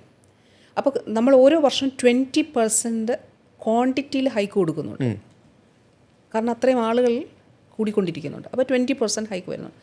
ഈ പ്രോസസ്സ് അടുത്ത വർഷത്തെ സാമ്പത്തിക വർഷത്തെ തുടങ്ങുന്നത് ഈ വർഷം ഓഗസ്റ്റൊക്കെ ആകുമ്പോൾ, ജൂൺ ജൂലൈ ഓഗസ്റ്റ് കഴിയുമ്പോൾ തുടങ്ങും. ഇൻറ്റൻറ്റ് വാങ്ങിക്കും, ഇൻറ്റൻറ്റ് പ്രിപ്പറേഷൻ, അതിന് വർക്ക്ഷോപ്സ് നടത്തും. അതിനുശേഷം ഇൻറ്റൻറ്റ് പ്രിപ്പയർ ചെയ്യും. അതിന് ശേഷം ഇതെല്ലാം ക്രോഡീകരിച്ചിട്ട് ഏതൊക്കെ വേണം, എസെൻഷ്യൽ ഡ്രഗ് ലിസ്റ്റ് ഉണ്ട് നമുക്ക്, ഏതാണ്ട് 885 മോളിക്കുലർ. അപ്പോൾ അതിൽ നമ്മൾ കാണേണ്ടത്, നമ്മൾ ഈ മരുന്നുകളുടെ പേരനുസരിച്ചിട്ടല്ല അതിൻ്റെ ഇത് ചെയ്യുക. ഏത് രോഗത്തിനുള്ള മരുന്നുകൾ, അത് ജനറിക് നെയിംസാണ് നമ്മളതിൽ ഉണ്ടാകേണ്ടതായിട്ടുള്ളത്. എന്നിട്ട് അത് അവർ KMCL, സർക്കാർ അവരെയാണ് ഏൽപ്പിച്ചിരിക്കുന്നത്. അവരത് ഇതിലേക്ക് പോകും, എന്താണ്, ടെൻഡർ വിളിച്ചിട്ട് അതിൻ്റെ നടപടികൾ പൂർത്തിയാക്കി ഏറ്റവും ലോവസ്റ്റ് കോട്ട് ചെയ്തതാരാണ്, അങ്ങനെയാണ് ചെയ്യുക. ഇതിൽ വരുന്ന ഒരു വിഷയമുണ്ട് എന്ന് വെച്ചാൽ, ഇപ്പോൾ ഒരു മരുന്നിന് ഒരു ഡോക്ടർ ഒരു മെഡിസിൻ എഴുതി എന്നുള്ളത് വിചാരിക്കും. ഇപ്പം വോമിറ്റിങ്ങിനുള്ള MSET അല്ലെങ്കിൽ അതിന് വേറൊരു പേരിൽ ഉണ്ടാവും. അപ്പോൾ ആ എഴുതുന്ന മരുന്ന് ചിലപ്പം സപ്ലൈയിലുള്ളതാകണമെന്നില്ല. ചില രോഗങ്ങൾക്ക് അങ്ങനെ വരാം. ഇപ്പോൾ നമ്മൾ ചെയ്യുന്നത് കണ്ടിന്യൂസ് സപ്ലൈ എൻഷുർ ചെയ്യുന്നു. അപ്പോൾ ഈ ഒരു മരുന്ന് ക്ഷാമം എന്നുള്ളത് നമ്മളിപ്പോൾ, ഞാൻ തന്നെ എല്ലാവരും ഡോക്ടേഴ്സിനോട് പറയും, നിങ്ങൾ അതിലൊരു കൃത്യ മോണിറ്ററിംഗ് ഉണ്ടാകണം. രണ്ട് ഡയറക്ടറേറ്റാണ് ആരോഗ്യ വകുപ്പിൽ പ്രധാനമായും ഈ ആശുപത്രികളുമായിട്ട് ബന്ധപ്പെട്ടിട്ടുള്ളത്. ഒന്ന് ഡയറക്ടർ ഹെൽത്ത് സർവീസസ്, അതുപോലെ DME മോഡേൺ മെഡിസിനിൽ. ആയുഷിൽ വരുമ്പോൾ ISM വരും. ISM ഇന്ത്യൻ സിസ്റ്റം ഓഫ് മെഡിസിൻ്റെ ഡയറക്ടർ വരും. അതുപോലെ ഹോമിയോ ഡയറക്ടറും വരും. അപ്പോൾ 4 ഡയറക്ടറേറ്റിൽ, മോഡേൺ മെഡിസിനിൽ 2 ഡയറക്ടറേറ്റ്സാണ് വരിക. അപ്പോൾ ഈ ഡോക്ടേഴ്സ് എല്ലാം തന്നെ ഇത് മേൽനോട്ടം വഹിക്കണം. ഏതെങ്കിലും ഒരു 30% ഏതെങ്കിലും ഒരു മരുന്ന്, ഇപ്പോൾ പ്രമേഹത്തിനുള്ളൊരു മരുന്ന് 30% ഇനി ശേഷിക്കുന്നുള്ളൂ എന്ന് വെക്കാം. 30% ആകുന്നതിന് മുൻപ് അറിയിക്കണം വെയർഹൗസിൽ, മരുന്ന് സപ്ലൈ ചെയ്തിരിക്കണം. അപ്പോൾ ഇതിപ്പോൾ ഒരു കണ്ടിന്യൂസ് സപ്ലൈ എൻഷുർ ചെയ്യുന്നുണ്ട്. പക്ഷേ ഞാൻ നേരത്തെ പറഞ്ഞതുപോലെ നമുക്ക് ഇപ്പോൾ നമ്മൾ ലിസ്റ്റ് പരിശോധിക്കാൻ, മിനിസ്റ്റർ വരെ തന്നെ നമുക്കിത് ഓപ്പണായിട്ട് പരിശോധിക്കാൻ എത്രയുണ്ട്, സ്റ്റോക്ക് എത്രയുണ്ട്. അപ്പോൾ ഈ മരുന്ന് സ്റ്റോക്ക് ഔട്ട് ആവുന്നത് ഇവിടെ പ്രവർത്തിക്കേണ്ടവർ പ്രോപ്പറായിട്ട് പ്രവർത്തിക്കാത്തതുകൊണ്ടല്ലേ? ആണ്, തീർച്ചയായിട്ടും അല്ലേ? അതെ. അപ്പോൾ അത് പർപ്പസ്ഫുള്ളി ചെയ്യുന്നതായിരിക്കുമോ? അത് അങ്ങനെ ചിന്തിക്കാം അല്ലേ? അത് ചിലപ്പം അതൊരു കൃത്യവിലോപമാകാം. അപ്പോൾ അങ്ങനെയുള്ളപ്പോൾ അവർക്കെതിരെ ആക്ഷൻസ് എടുക്കുന്നുണ്ട്. അതിൽ വേറൊരു കാര്യം കൂടി വരുന്നത്, ഇപ്പോൾ ചിലപ്പോൾ മരുന്നില്ല, പക്ഷെ പെട്ടെന്നൊരു ആരോഗ്യമന്ത്രിക്ക് പോയി നോക്കാൻ പറ്റില്ലല്ലോ അവിടെ മരുന്നുണ്ടോ സ്റ്റോക്ക് ഉണ്ടോ എന്ന്, അവരെല്ലാം നോക്കണ്ടേ? അതെ. അതിനെല്ലാം നമുക്ക് അതിന് ചുമതലപ്പെട്ട ആളുകളുണ്ട്. 30% ഒരു മരുന്ന് അല്ലെങ്കിൽ 70% തീരുന്നതിന് മുൻപ് തന്നെ പറഞ്ഞിരിക്കണം എന്നുള്ളതാണ്. പിന്നെ ഒരു കാര്യം കൂടി സംഭവിക്കാം. ഞാൻ ഒരു ആശുപത്രിയിൽ 100 വയൽ ഒരു ഇഞ്ചക്ഷൻ വേണമെന്ന് പറഞ്ഞു, ഒരു വർഷത്തേക്ക്. നേരത്തെ തീർന്നു പോകും അപ്പോൾ ആശുപത്രി പറയുന്നത് ഞങ്ങൾക്ക് അടുത്ത വർഷത്തേക്ക് 100 വയൽ മതി. അപ്പോൾ നമ്മൾ ഈ ടെൻഡർ വഴിയാണല്ലോ വാങ്ങിക്കുന്നത്. അല്ലാതെ വാങ്ങിച്ചാൽ പറ്റത്തില്ല. നമുക്ക് എക്സസ് ആയിട്ടൊരു 25% കൂടി വാങ്ങിക്കാൻ പറ്റും. അനുവദിക്കപ്പെട്ടതിനേക്കാൾ 25% കൂടെ വാങ്ങിക്കാൻ പറ്റും. അങ്ങനെ 100 വയൽ വേണം എന്ന് പറഞ്ഞു. അതിൽ 25 കൂടി കൊടുക്കുക. 125 വയലും കഴിഞ്ഞാൽ പിന്നെന്ത് ചെയ്യും? നമുക്ക് ഈ ടെൻഡർ പ്രോസസ്സ് ഇടയ്ക്കിട്ട് ചെയ്യാൻ പറ്റില്ല. അപ്പോൾ ഇത് കുറച്ചുകൂടി ഈസി ആക്കിയാൽ പോരെ? ഇതിൻ്റെ ഈ പ്രോസസ്സ് സിംപ്ലിഫൈ ചെയ്ത് കഴിഞ്ഞാൽ നടക്കത്തില്ല. പ്രോസസ്സ് സിംപ്ലിഫൈ ചെയ്യുക എന്ന് വെച്ചാൽ സിസ്റ്റത്തിൽ പ്രയാസമാണ്. കാരണം പിന്നെ അത് മറ്റു ഓഡിറ്റ് ഒബ്ജെക്ഷൻസ് ഉണ്ടാകും. അതിൽ വിജിലൻസിൻ്റെ പ്രശ്നങ്ങളുണ്ടാകും. അപ്പോൾ അതിൽ പിന്നെ ചെയ്യുന്നത് ലോക്കൽ പർച്ചേസിലേക്കും എക്സ്പെൻസീവ് ആവും. അപ്പോൾ നമ്മളൊരു മരുന്ന് 30 രൂപയ്ക്ക് വാങ്ങിക്കുന്നത് പിന്നീട് 60 രൂപയ്ക്ക് ലോക്കലിൽ പർച്ചേസ് ചെയ്യേണ്ടി വരും. പക്ഷേ എന്നാലും അങ്ങനെയുള്ള ഘട്ടങ്ങളിൽ മരുന്ന് എൻഷുർ ചെയ്യുന്നതിന് വേണ്ടിയിട്ടുള്ള നടപടികൾ സ്വീകരിക്കുന്നുണ്ട്. നമ്മൾ ഈ മാനസികാരോഗ്യ കേന്ദ്രങ്ങളെ പറ്റി പറയുകയാണെങ്കിൽ ഞാൻ 1-2 മാസം മുമ്പ് പ്രശാന്ത് നായരുമായിട്ട് IAS അദ്ദേഹവുമായിട്ടൊരു പോഡ്കാസ്റ്റ് ചെയ്യുന്ന സമയത്ത് കോഴിക്കോട് മാനസികാരോഗ്യ കേന്ദ്രത്തെ പറ്റി ഒരു പ്രസ്ഥാനം അദ്ദേഹം പറയുകയുണ്ടായി. ഫസ്റ്റ് ഓഫ് ഓൾ മാനസിക നില തെറ്റിയവർക്ക് വോട്ടിംഗ് ഇല്ലല്ലോ, വോട്ടിംഗ് റൈറ്റ്സ് ഇല്ലല്ലോ, അതുകൊണ്ട് അവരെ തഴഞ്ഞിട്ടിരിക്കുകയാണെന്നുള്ളൊരു ഇതാണ്. ഇപ്പോൾ എനിക്കൊന്ന് റീസെൻ്റ്ലി നമ്മൾ ഹൈക്കോടതി പോലും ഒരു രൂക്ഷമായിട്ടുള്ളൊരു വിമർശനം മാനസികാരോഗ്യ കേന്ദ്രങ്ങളിലെ അന്തേവാസികളുടെ സുരക്ഷയെ സംബന്ധിച്ചും ബാക്കിയുള്ള കാര്യത്തെ പറ്റിയൊക്കെ പറഞ്ഞിരുന്നല്ലോ. അപ്പോൾ അതിനെ ഗൗരവമായിട്ട് കാണേണ്ട ഒരു കാര്യമല്ലേ? എന്താണ് അതിൻ്റെ ഒരു നമ്മൾ ഈ പറഞ്ഞതുപോലെ നമ്മുടെ ഇവിടെ നിലനിന്നിരുന്നത് സെല്ലുകളൊക്കെയാണ്. ഇപ്പോൾ കോഴിക്കോടെ കാര്യം പറഞ്ഞപ്പോൾ അവിടുത്തെ വനിതാ ഒരു ഇതിലേക്ക് ചെന്നാൽ, അല്ലെങ്കിൽ പുരുഷന്മാരുടേതാണെങ്കിലും എല്ലാ മാനസികാരോഗ്യ കേന്ദ്രങ്ങളിലും ഉണ്ട്. അങ്ങനെ ചിലർക്ക് വസ്ത്രങ്ങൾ നൽകാനായിട്ട് പറ്റില്ല, കാരണം ഒരു സൂയിസൈഡൽ ടെൻഡൻസി ഉണ്ടാകും. ഏതെങ്കിലും വസ്ത്രം നൽകി ആ ആളവിടെ ഹാങ് ചെയ്യുകയോ അല്ലെങ്കിൽ എന്തെങ്കിലും ചെയ്താൽ അത് ഒരാൾ ജീവൻ നഷ്ടമാകും, മരണമടയുന്ന സാഹചര്യം ഉണ്ടാകും, അവിടെ ഉള്ളവരുടെ മറ്റു പ്രശ്നങ്ങൾ. അപ്പോൾ നമ്മൾ കൊണ്ടുവന്ന ഒരു കാര്യം, കുറേ കാര്യങ്ങളോട് ഒന്ന് സുരക്ഷയുമായിട്ട് ബന്ധപ്പെട്ട്, ഇപ്പം തിരുവനന്തപുരം മാനസിക ആരോഗ്യ കേന്ദ്രത്തിൽ കിഫ്ബിയുടെ പുതിയ പ്രോജക്റ്റ് വരികയാണ്. അവിടെ അത് പുതിയ കെട്ടിടങ്ങൾ നിർമ്മിക്കുന്നു. കോഴിക്കോട് നമ്മൾ കുറേ കാര്യങ്ങൾ ചെയ്തു. സെക്യൂരിറ്റി തസ്തിക സൃഷ്ടിച്ചു, അതുപോലെ മറ്റ് അതിൻ്റെ കോമ്പൗണ്ട് വാളിൻ്റെ മറ്റു കാര്യങ്ങൾ ചെയ്തു. നമ്മൾ പാലക്കാട് IITയുമായിട്ടൊരു പ്രോജക്റ്റ് ഇപ്പോൾ ഏറ്റെടുത്തിട്ടുണ്ട്, ചെയ്യുന്നുണ്ട്. എന്താണെന്ന് വെച്ചാൽ ഈ ബിഹേവിയറൽ ICU എന്നുവെച്ചാൽ ഈ സെല്ല് എന്നൊക്കെയുള്ള വളരെ അതൊക്കെ നമ്മൾ മാറ്റേണ്ട കാലമായി എന്ന് തിരിച്ചറിഞ്ഞുകൊണ്ടാണ് അതിന് വേണ്ടിയിട്ടുള്ള ഒരു പ്രവർത്തനം നമ്മൾ തുടങ്ങിയിട്ടുണ്ട്. ബിഹേവിയറൽ ICUകളിലേക്ക് നമ്മൾ സ്വിച്ച് ഓവർ ചെയ്യുകയാണ്. അപ്പോൾ അതിൽ ഇൻഫ്രാസ്ട്രക്ചർ മാറ്റങ്ങൾ, അപ്പോൾ എന്താണെന്ന് വെച്ചാൽ ഒരാളുടെ മൂവ്മെൻറ്റിൽ നിന്ന് തന്നെ അവിടെ AI ഉപയോഗിച്ച് കൂടി നമുക്ക് മനസ്സിലാക്കാനായിട്ട് പറ്റും. മനസ്സിലായി. അതായത് ഒരു വ്യക്തിയുടെ ചേഞ്ചസിൽ നിന്ന് തന്നെ നെക്സ്റ്റ് എന്താണ് ചെയ്യാൻ പോകുന്നതെന്നുള്ളതിലേക്ക് പ്രഡിക്റ്റ് ചെയ്യുകയോ അതിൻ്റെ ഒരു അലാമോ വാർണിങ്ങോ ഒക്കെ തരത്തക്ക നിലയിലേക്ക് അത് മാറ്റി. പക്ഷേ അവിടെയും ഒരു കാര്യമുണ്ട്, അതും വ്യക്തിയുടെ പ്രൈവസി സൂക്ഷിച്ചുകൊണ്ട് മാത്രമേ ചെയ്യാൻ പറ്റുള്ളൂ. അത് ഹ്യൂമൻ റൈറ്റ്സ് സംരക്ഷിച്ചുകൊണ്ട് ഈ ബിഹേവിയറൽ ICU എന്നുള്ളതിലേക്ക് മാറ്റുന്നതിന് വേണ്ടിയിട്ടാണ് നമ്മൾ. അപ്പോൾ അതിൻ്റെ അടിസ്ഥാനം നമ്മൾ ചെയ്തിട്ടുണ്ട്, അതിൻ്റെ ഫ്രെയിംവർക്ക് രൂപീകരിച്ചു. അതിന് ടെക്നിക്കലായിട്ടുള്ള കാര്യങ്ങൾ കൂടി, അത് ആ ഒരു ഇന്ത്യയിൽ തന്നെ അങ്ങനെ ബിഹേവിയറൽ ICUകളില്ല. അപ്പോൾ അത് നമ്മൾ അതുകൂടി ചെയ്യണം. പിന്നെ മാനസികാരോഗ്യമായിട്ട് ബന്ധപ്പെട്ടൊരു കാര്യം നമ്മൾ ഈ ഘട്ടത്തിൽ ചെയ്തത്, മാനസികാരോഗ്യ അതോറിറ്റി അതുപോലെ റീജിയണൽ മെൻ്റൽ ഹെൽത്ത് അതോറിറ്റീസ് രൂപീകരിച്ചു. ഇന്ത്യയിൽ അങ്ങനെ ഒരു സ്റ്റേറ്റ് പ്രവർത്തിപ്പിക്കുന്നത് കേന്ദ്ര ലോ ആണല്ലോ, പക്ഷേ ചെയ്യുന്നത് കേരളത്തിലാണ്. നമ്മൾ റീജിയണൽ, ഇപ്പോൾ തിരുവനന്തപുരത്ത്, കോട്ടയത്ത്, കണ്ണൂര്, അങ്ങനെ റീജിയണൽ മെൻ്റൽ ഹെൽത്ത് സംവിധാനങ്ങൾ രൂപീകരിച്ചു. അവരുടെ പ്രധാനപ്പെട്ട ഉത്തരവാദിത്വം ഈ മാനസിക രോഗികളായിട്ടുള്ള അല്ലെങ്കിൽ അസ്വാസ്ഥ്യങ്ങൾ ഉള്ള ആളുകളുടെ rights inside the hospitals or institutions and also സമൂഹത്തിലും അത് പ്രൊട്ടക്റ്റ് ചെയ്യപ്പെടുന്നുണ്ട്, സംരക്ഷിക്കപ്പെടുന്നുണ്ടെന്ന് ഉറപ്പാക്കുകയാണ്. ആറന്മുള മണ്ഡലത്തിൽ നിന്നും വീണ്ടും ജനവിധി നേടാൻ പോവാണ്. താങ്കളുടെ മുമ്പിലിരിക്കുന്നത് താങ്കൾക്ക് അടുത്ത ജനവിധിക്ക് എന്താ പറയുക, വോട്ട് ചെയ്യണം. അല്ല, വോട്ട് ചെയ്യാൻ വേണ്ടി 5 വോട്ട് എൻ്റെ വീട്ടിലുണ്ട്, ഞാൻ പറഞ്ഞല്ലോ. എന്നെ എങ്ങനെ കൺവിൻസ് ചെയ്യും? 5 വോട്ടിന് വേണ്ടിയല്ല, 5 വോട്ടിന് വേണ്ടിയല്ല, മൊത്തത്തിൽ ആറന്മുള മണ്ഡലത്തിലെ എല്ലാവരെയും എങ്ങനെ കൺവിൻസ് ചെയ്യും? അതിന് മുമ്പ് ഫസ്റ്റ് കാര്യം 2 കാര്യം പറയാം. 10 കൊല്ലമായിട്ട് അവിടെ കോഴഞ്ചേരി പാലത്തിന്റെ പണി നടക്കുക. താങ്കൾ മന്ത്രിയായിരുന്നു, ആ പാലത്തിന്റെ പണി ഇപ്പോഴാണ് തീരാറായത്, തീർന്നിട്ടില്ല, ഉദ്ഘാടനം കഴിഞ്ഞിട്ടില്ല. അതിന്റെ റീസൺ എനിക്ക് അറിയണം. പിന്നെ അത്രേ ഉള്ളൂ മെയിനായിട്ട്, ബാക്കി പിന്നെ ഒക്കെ നമ്മൾ നടന്ന സംഭവങ്ങളൊക്കെയാണ്. ഇത് ഉത്തരം പറയുന്നതിന് മുൻപ് ആറന്മുളയിൽ അടുത്ത LDF സ്ഥാനാർത്ഥി ആരാന്ന് പാർട്ടി തീരുമാനിക്കുന്നതേ ഉള്ളൂ. എന്നാലും ആരാണ് LDFന്റെ സ്ഥാനാർത്ഥിയെങ്കിലും അവിടെ പ്രധാനപ്പെട്ട കാര്യം, നമ്മുടെ അന്ന് ചെറുതായിരിക്കില്ലേ, 10 വർഷം 27 വയസ്സുണ്ട് അന്ന്, ഇന്ന് 37 വയസ്സുണ്ട്, ചെറുതല്ല, ഞാൻ വോട്ട് ചെയ്തിട്ടുണ്ട്. അപ്പോൾ നമ്മുടെ 10 വർഷം മുമ്പുള്ള നമ്മുടെ ആറന്മുള നിയോജകം നമ്മുടെ ഏറ്റവും വലിയ മണ്ഡലമാണ് ആറന്മുള. 12 പഞ്ചായത്ത് ഒരു മുനിസിപ്പാലിറ്റിയാണ്. നമ്മൾ ഒറ്റ റോഡ് BMNBC ടാറിങ് ചെയ്തത് ഉണ്ടായിരുന്നില്ല നമ്മുടെ മണ്ഡലത്തിൽ. അപ്പോൾ നമ്മുടെ കോഴഞ്ചേരി ആശുപത്രി, അതുപോലെ നമ്മുടെ ജനറൽ ആശുപത്രി, ഇങ്ങനെയുള്ള കാര്യങ്ങൾ, നമുക്കൊരു സ്റ്റേഡിയം ഉണ്ടായിരുന്നു പത്തനംതിട്ട, പക്ഷേ സ്റ്റേഡിയം ഒന്നും ഇല്ലായിരുന്നു. എന്നുവെച്ചാൽ ഇപ്പോൾ സ്റ്റേഡിയം നിർമ്മിക്കുകയാണ്. അപ്പോൾ ഇങ്ങനെ ഇൻഫ്രാസ്ട്രക്ചർ, സ്കൂളുകൾ, നമ്മുടെ കോഴഞ്ചേരി സ്കൂൾ ഓർക്കുന്നുണ്ടോ? ഗവൺമെൻറ് സ്കൂളുണ്ട് അവിടെ, നമ്മളെ മാറിയിട്ടുണ്ട്. അപ്പോൾ കോഴഞ്ചേരി സ്കൂള്, ഞാൻ കോഴഞ്ചേരി ചുറ്റിപ്പറ്റുള്ളത് മാത്രം പറയുവാണെങ്കിൽ, അപ്പോൾ കോഴഞ്ചേരിയിലുള്ള, ഇപ്പോൾ കീഴേരിയിലൊക്കെ ഉള്ള റോഡുകൾ അപ്പോൾ 0 ആയിരുന്നു ആദ്യം 10 വർഷം മുമ്പ് BMNBC ചെയ്ത റോഡുകൾ.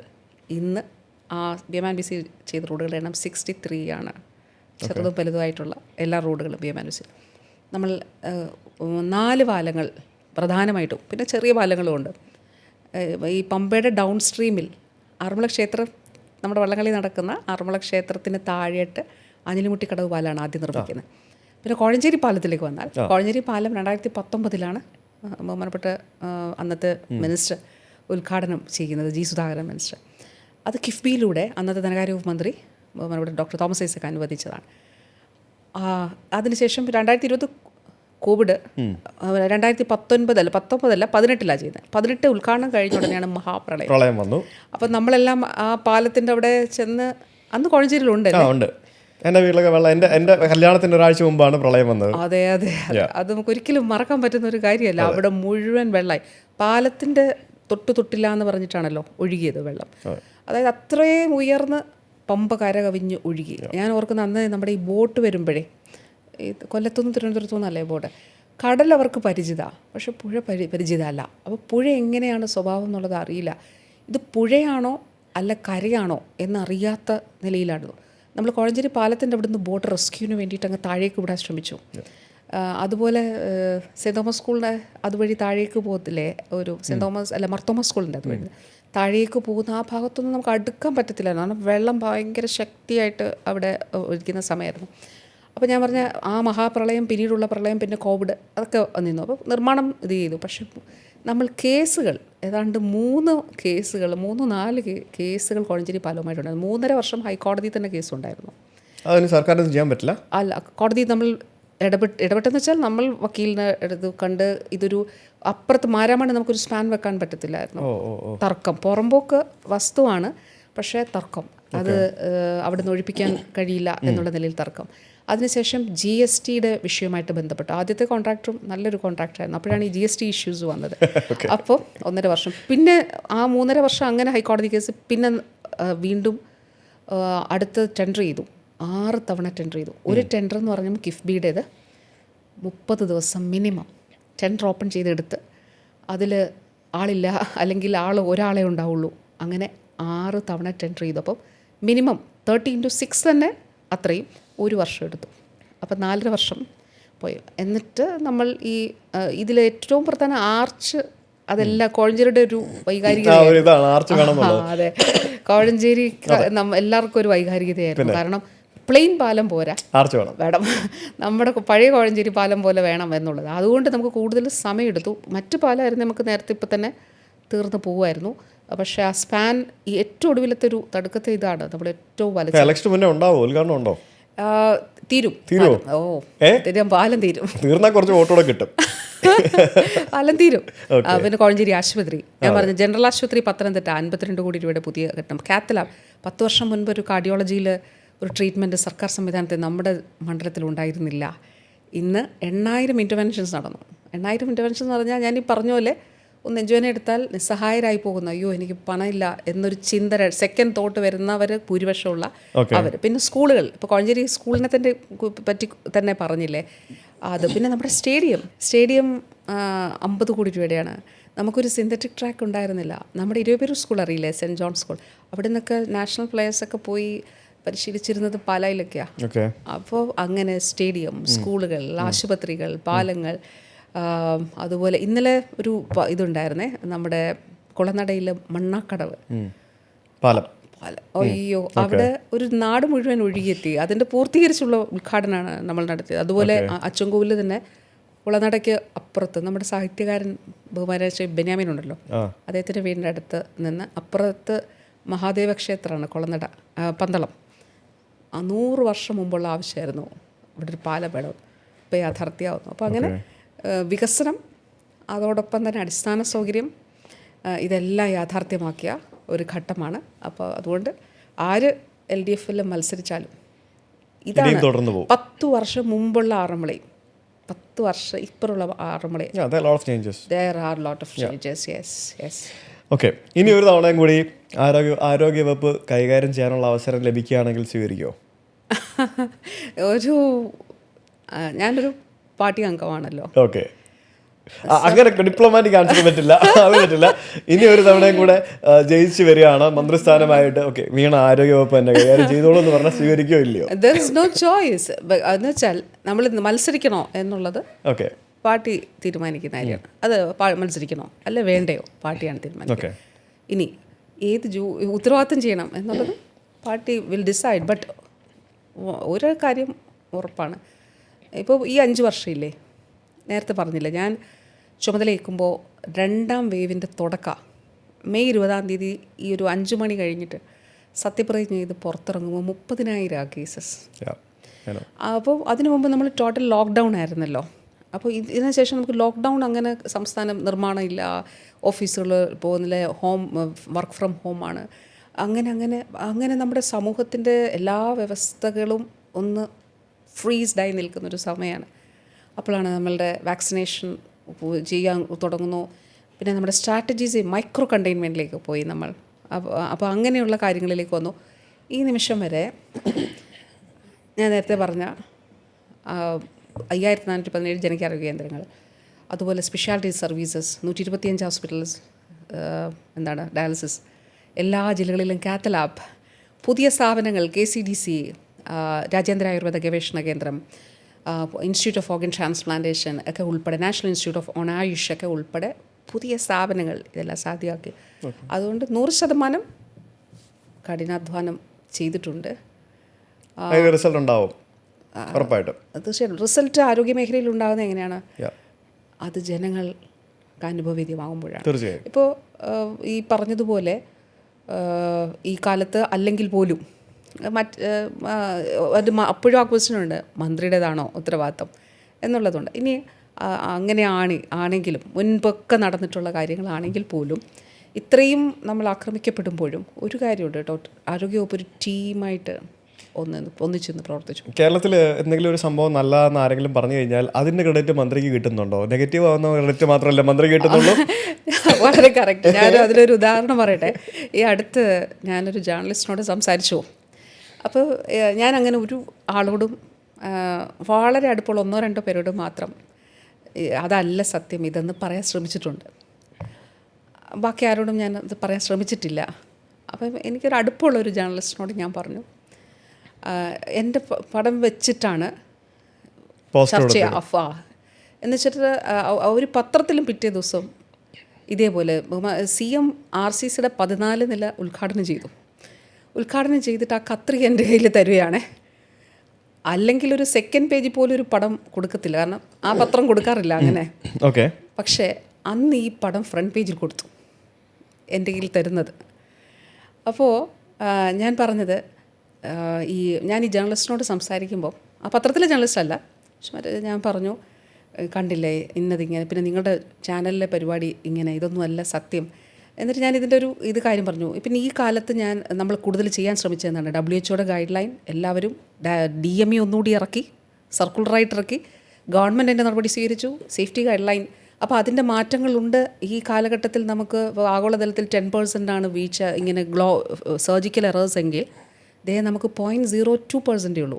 ഗ്ലോബലി ഇറ്റ്സ് 10% സർജിക്കൽ എറർ, പക്ഷേ നമ്മുടെ 0.02% ഉള്ളൂ എന്ന് പറഞ്ഞപ്പം പറഞ്ഞു, അല്ല, സർജിക്കൽ എറേഴ്സ് ഉണ്ടാകാതിരിക്കുന്നത് ഡോക്ടർമാരുടെ കഴിവല്ലേ. അപ്പം ഞാൻ പറഞ്ഞു മന്ത്രിയാണ് പ്രശ്നം. അപ്പം ഞാൻ അതേ തിരിച്ചു ചോദിച്ചു. അപ്പം ഞാൻ പറഞ്ഞു, ഒരു നിമിഷം ഞാൻ ഇതൊന്ന് തിരിച്ചു ചോദിച്ചോട്ടെ. അതായത് സർജിക്കൽ എറേഴ്സ് ഉണ്ടാകുന്നില്ല, 0.02% ഉള്ളെങ്കിൽ അത് ആരോഗ്യ പ്രവർത്തകരുടെ മികവാണെങ്കിൽ എങ്ങനെ ആ 0.02% എറർ മന്ത്രിയുടെ പ്രശ്നമാവും? ഓക്കെ. ഇപ്പോൾ പറഞ്ഞല്ലോ പാർട്ടി പറയുന്ന അനുസരിച്ചിട്ടാണ് നിൽക്കുന്നില്ല തീരുമാനിക്കുന്നുള്ളത്. അതിനിടയ്ക്ക് ഒരു വാർത്ത കേട്ടല്ലോ, ഹസ്ബൻഡ് പറഞ്ഞു, വീണ ജോർജിൻ്റെ ഭർത്താവ് പറഞ്ഞു ഭാര്യനെ മത്സരിപ്പിക്കണ്ട. അതൊക്കെ എന്താണ്? അങ്ങനെ എന്തെങ്കിലും ഒരു സംഭവം നടന്നിട്ടുണ്ടോ? എന്താ ശരിക്കും പുള്ളി പറഞ്ഞത്? ജോർജ് ജോസഫ് അദ്ദേഹം തന്നെ ഇന്ന് മീഡിയയോട് സംസാരിച്ചിട്ടുണ്ട്. ഇന്നലെ മിനിഞ്ഞാന്ന് രാവിലെയാണ് ഞാനും അദ്ദേഹവും ഞങ്ങൾ പത്തനംതിട്ട അങ്ങാടിക്കൽ വീട്ടിലിരിക്കുമ്പോഴാണ് ഒരു ഈ വാർത്ത കൊടുത്ത പത്രത്തിൽ നിന്ന് വിളിക്കുന്നുണ്ട്. വെച്ചിട്ട് ചോദിച്ചു, എങ്ങനെ ഈ വാർത്തയോട് പ്രതികരിക്കുന്നു എന്ന് ചോദിച്ചു. ഞാൻ പറഞ്ഞു, നിങ്ങളൊരു വാർത്ത കൊടുക്കുന്നു, നിങ്ങളൊരു കള്ള വാർത്ത എഴുതുന്നു, കത്തയച്ചു എന്നൊക്കെയാണല്ലോ പറയുന്നത്. അപ്പോൾ അദ്ദേഹം തന്നെ ഇന്നത് പറഞ്ഞിട്ടുണ്ട്. അതായത് ഈ കണ്ണൂർ സംഭവം ഉണ്ടായപ്പോൾ ഞാൻ തന്നെയാണ് പോയത്. കാരണം ഞാൻ രാത്രി മാംഗ്ലൂർ എക്സ്പ്രസ്സിന് പോയി വന്ദേ ഭാരത് തിരിച്ചു വരുന്നു. കാരണം മണ്ഡലത്തിൽ ഇഷ്ടം പോലെ പരിപാടികളുള്ള സമയമാണല്ലോ. അപ്പോൾ സാധാരണ ലോങ് യാത്ര ഞങ്ങൾ ഒന്നിച്ച് ചെയ്യാറുള്ളൂ. അന്ന് ഞാൻ തന്നെ ആണ് പോയത്, മക്കൾ തിരുവനന്തപുരത്ത്. അപ്പോൾ ഈ വിഷ്വൽസ് കണ്ട് കഴിഞ്ഞപ്പോൾ ഇവർ ഭയങ്കരമായിട്ട്, കുഞ്ഞുങ്ങൾ ഭയങ്കരമായിട്ട് പാനിക്കായി. അപ്പോൾ സാധാരണ എന്തെങ്കിലും ഉണ്ടെങ്കിൽ ഞാൻ അദ്ദേഹത്തോട് പറയും, വരണമെന്ന് ചോദിച്ചാൽ വരണ്ട എന്ന് പറയും. പക്ഷേ ഇത് ഞാൻ വരുവാണെന്ന് പറഞ്ഞപ്പോൾ ഞാൻ ഒന്നും പറഞ്ഞില്ല. എൻ്റെ സാഹചര്യവും അങ്ങനെ ആയിരുന്നു. കാരണം എനിക്ക് ആ ഒരു ഞാൻ ഈ പറഞ്ഞ പോലെ നേരിട്ട് ഒരു ഫിസിക്കലി ഉള്ളൊരു ഒരു ട്രോമയായി. അത് ട്രോമയാണ്. നമ്മൾ അതിലൂടെ കടന്നു പോകുമ്പോഴാണ് അത് മനസ്സിലാവുള്ളൂ. പിന്നെ ഈ കരിങ്കൊടി എന്ന് പറഞ്ഞ ഒരാളുടെ ഉള്ളൂ. ബാക്കി അല്ലാതെ നമ്മൾ കാണുന്ന വിഷ്വൽസിലൊക്കെ 5-6 പേരാണല്ലോ ഇതിലേക്ക് വരുന്നതൊക്കെ. മക്കൾ ഭയങ്കരമായിട്ട് പാനിക്കായി. അപ്പോൾ ഇന്ന് അദ്ദേഹം തന്നെ പറഞ്ഞിട്ടുണ്ട് എന്താണ് എന്നുള്ളത്. അദ്ദേഹം പറഞ്ഞതായിട്ട് ഞാൻ മനസ്സിലാക്കുന്നത്, അദ്ദേഹം നമ്മുടെ പത്തനംതിട്ടയിലുള്ള നമ്മുടെ ഒരു പാർട്ടിയുടെ നേതാവിനോട് വിളിച്ച് പറഞ്ഞു, കാരണം കുഞ്ഞുങ്ങൾ ഇവിടെ നിന്ന് വിളിക്കുക മതിയായി. അതങ്ങനല്ല, എനിക്കിനി എൻ്റെ ഭാര്യനെ തിരിച്ചു വേണമെന്നായിരിക്കും പുള്ളി പറഞ്ഞല്ലേ. അത് കെട്ടിക്കോ ഫാമിലി ടൈം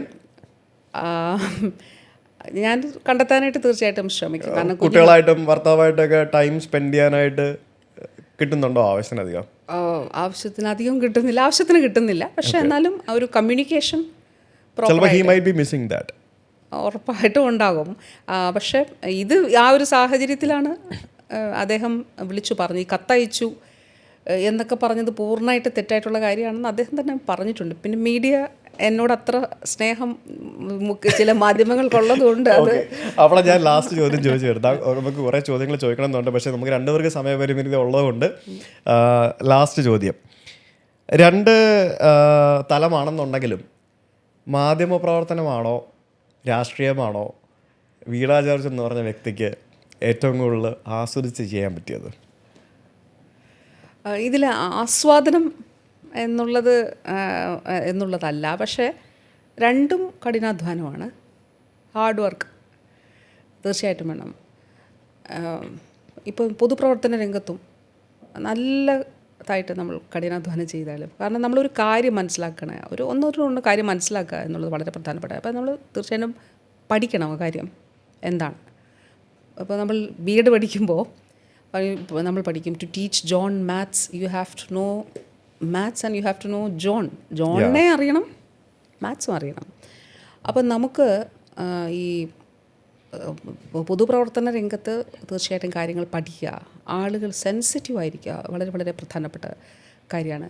പിന്നെ we are more responsible to the people. നമ്മളെ വിശ്വാസർപ്പിച്ച മനുഷ്യരുണ്ടല്ലോ, നമ്മളെ നമ്മുടെ കയ്യിലൊന്ന് പിടിച്ച് പോകുന്നവരുണ്ടല്ലോ. അപ്പോൾ അങ്ങനെ നമ്മളിൽ ഇപ്പോൾ ഒരു ശുപാർശയ്ക്ക് പോലും ചിലപ്പോൾ എത്തപ്പെടാത്ത ആളുകളും ഉണ്ട്. അപ്പോൾ അവരോട് സെൻസിറ്റീവും റെസ്പോൺസിബിളായിരിക്കുക എന്നുള്ളത് വളരെ പ്രധാനപ്പെട്ട കാര്യമാണ്. അപ്പോൾ തീർച്ചയായിട്ടും ഞാൻ കരുതുന്നു ഈ ഒരു പൊതുപ്രവർത്തനം എല്ലാത്തിനും ഹാർഡ് വർക്കാണ്. ഞാനൊരു ക്ലാസ് എടുക്കാൻ പോയാലും നമ്മൾ ഒരു മണിക്കൂർ ക്ലാസ് എടുക്കണമെങ്കിൽ 2 മണിക്കൂർ പ്രിപ്പയർ ചെയ്യും. പിന്നെ എല്ലാത്തിനും ഒരു പ്രിപ്പറേഷൻ ആവശ്യമുണ്ട്. ഇപ്പം ഞാനിപ്പോൾ താങ്കളുടെ മുമ്പിൽ ഇരുന്ന് സംസാരിക്കുമ്പോൾ ഞാനും കുറേയൊക്കെ പ്രിപ്പയർ ചെയ്തിട്ടില്ല. അപ്പോൾ തീർച്ചയായിട്ടും പൊതുപ്രവർത്തന രംഗം അതൊരു സംതൃപ്തി കൂടി കിട്ടും. അതാണ് ഭയങ്കര സംതൃപ്തി. അതിന് മാറ്റിവെക്കാൻ അതിന് മാറ്റിവെക്കാൻ ഒന്നും പറ്റില്ല. ഇന്നലെ ഞാൻ മണ്ണാക്കടവ് പാലില്ലേ, അവിടുത്തെ പാടശേഖര സമിതി ഇന്നലെ ഇവിടെ പായസം വെച്ച് എല്ലാവർക്കും കൊടുത്തു. അവിടെ എത്തിയ ആളുകളുടെ എണ്ണം എത്രയാണെന്നറിയില്ല. ഇരിക്കാനൊന്നും സ്ഥലം ഉണ്ടായിരുന്നില്ല. ഒരു ഗ്രാമം മുഴുവൻ വന്നു. ഇമോഷണലായി ആളുകൾ. അപ്പോൾ അവർ പറയുന്നുണ്ടായിരുന്നു കടത്തുവള്ളം ചെയ്തതും പോയതും നീന്തൽ പഠിച്ചതും. അതുപോലെ ഇപ്പോൾ SMA നമ്മളുടെ ഇപ്പോൾ ആരോഗ്യരംഗത്തെ ഒരു കാര്യം പറയുകയാണെങ്കിൽ സ്പൈനൽ മസ്കുലർ അട്രോഫി എന്ന് പറയുന്നത് ഇറ്റ്സ് എ റെയർ ഡിസീസ്, അപൂർവ രോഗമാണ്. ഞാൻ കഴിഞ്ഞ ദിവസം അത്തരത്തിലുള്ള ഒരു അവസ്ഥയിലുള്ള ഒരാളുമായിട്ടൊരു പോഡ്കാസ്റ്റ് ചെയ്തിരുന്നു. അവരുടെ കുറേ വിഷമങ്ങൾ പറയുന്നുണ്ടായിരുന്നു. പാവം. Spinal muscular atrophy. എത്ര വയസ്സുള്ള ആൾ? 25 now. ജസ്റ്റ് 18 വയസ്സ് വരെ നോർമൽ മെൻഷനായിരുന്നു. ഓക്കെ. അത് കഴിഞ്ഞിട്ടാണ് വീൽ ചെയറിലായത്. ഓക്കെ. എറണാകുളത്തുള്ള ആ അറിയായിരിക്കും, നിങ്ങൾക്കൊക്കെ ഭയങ്കര ഫേമസ് ആ പുള്ളി.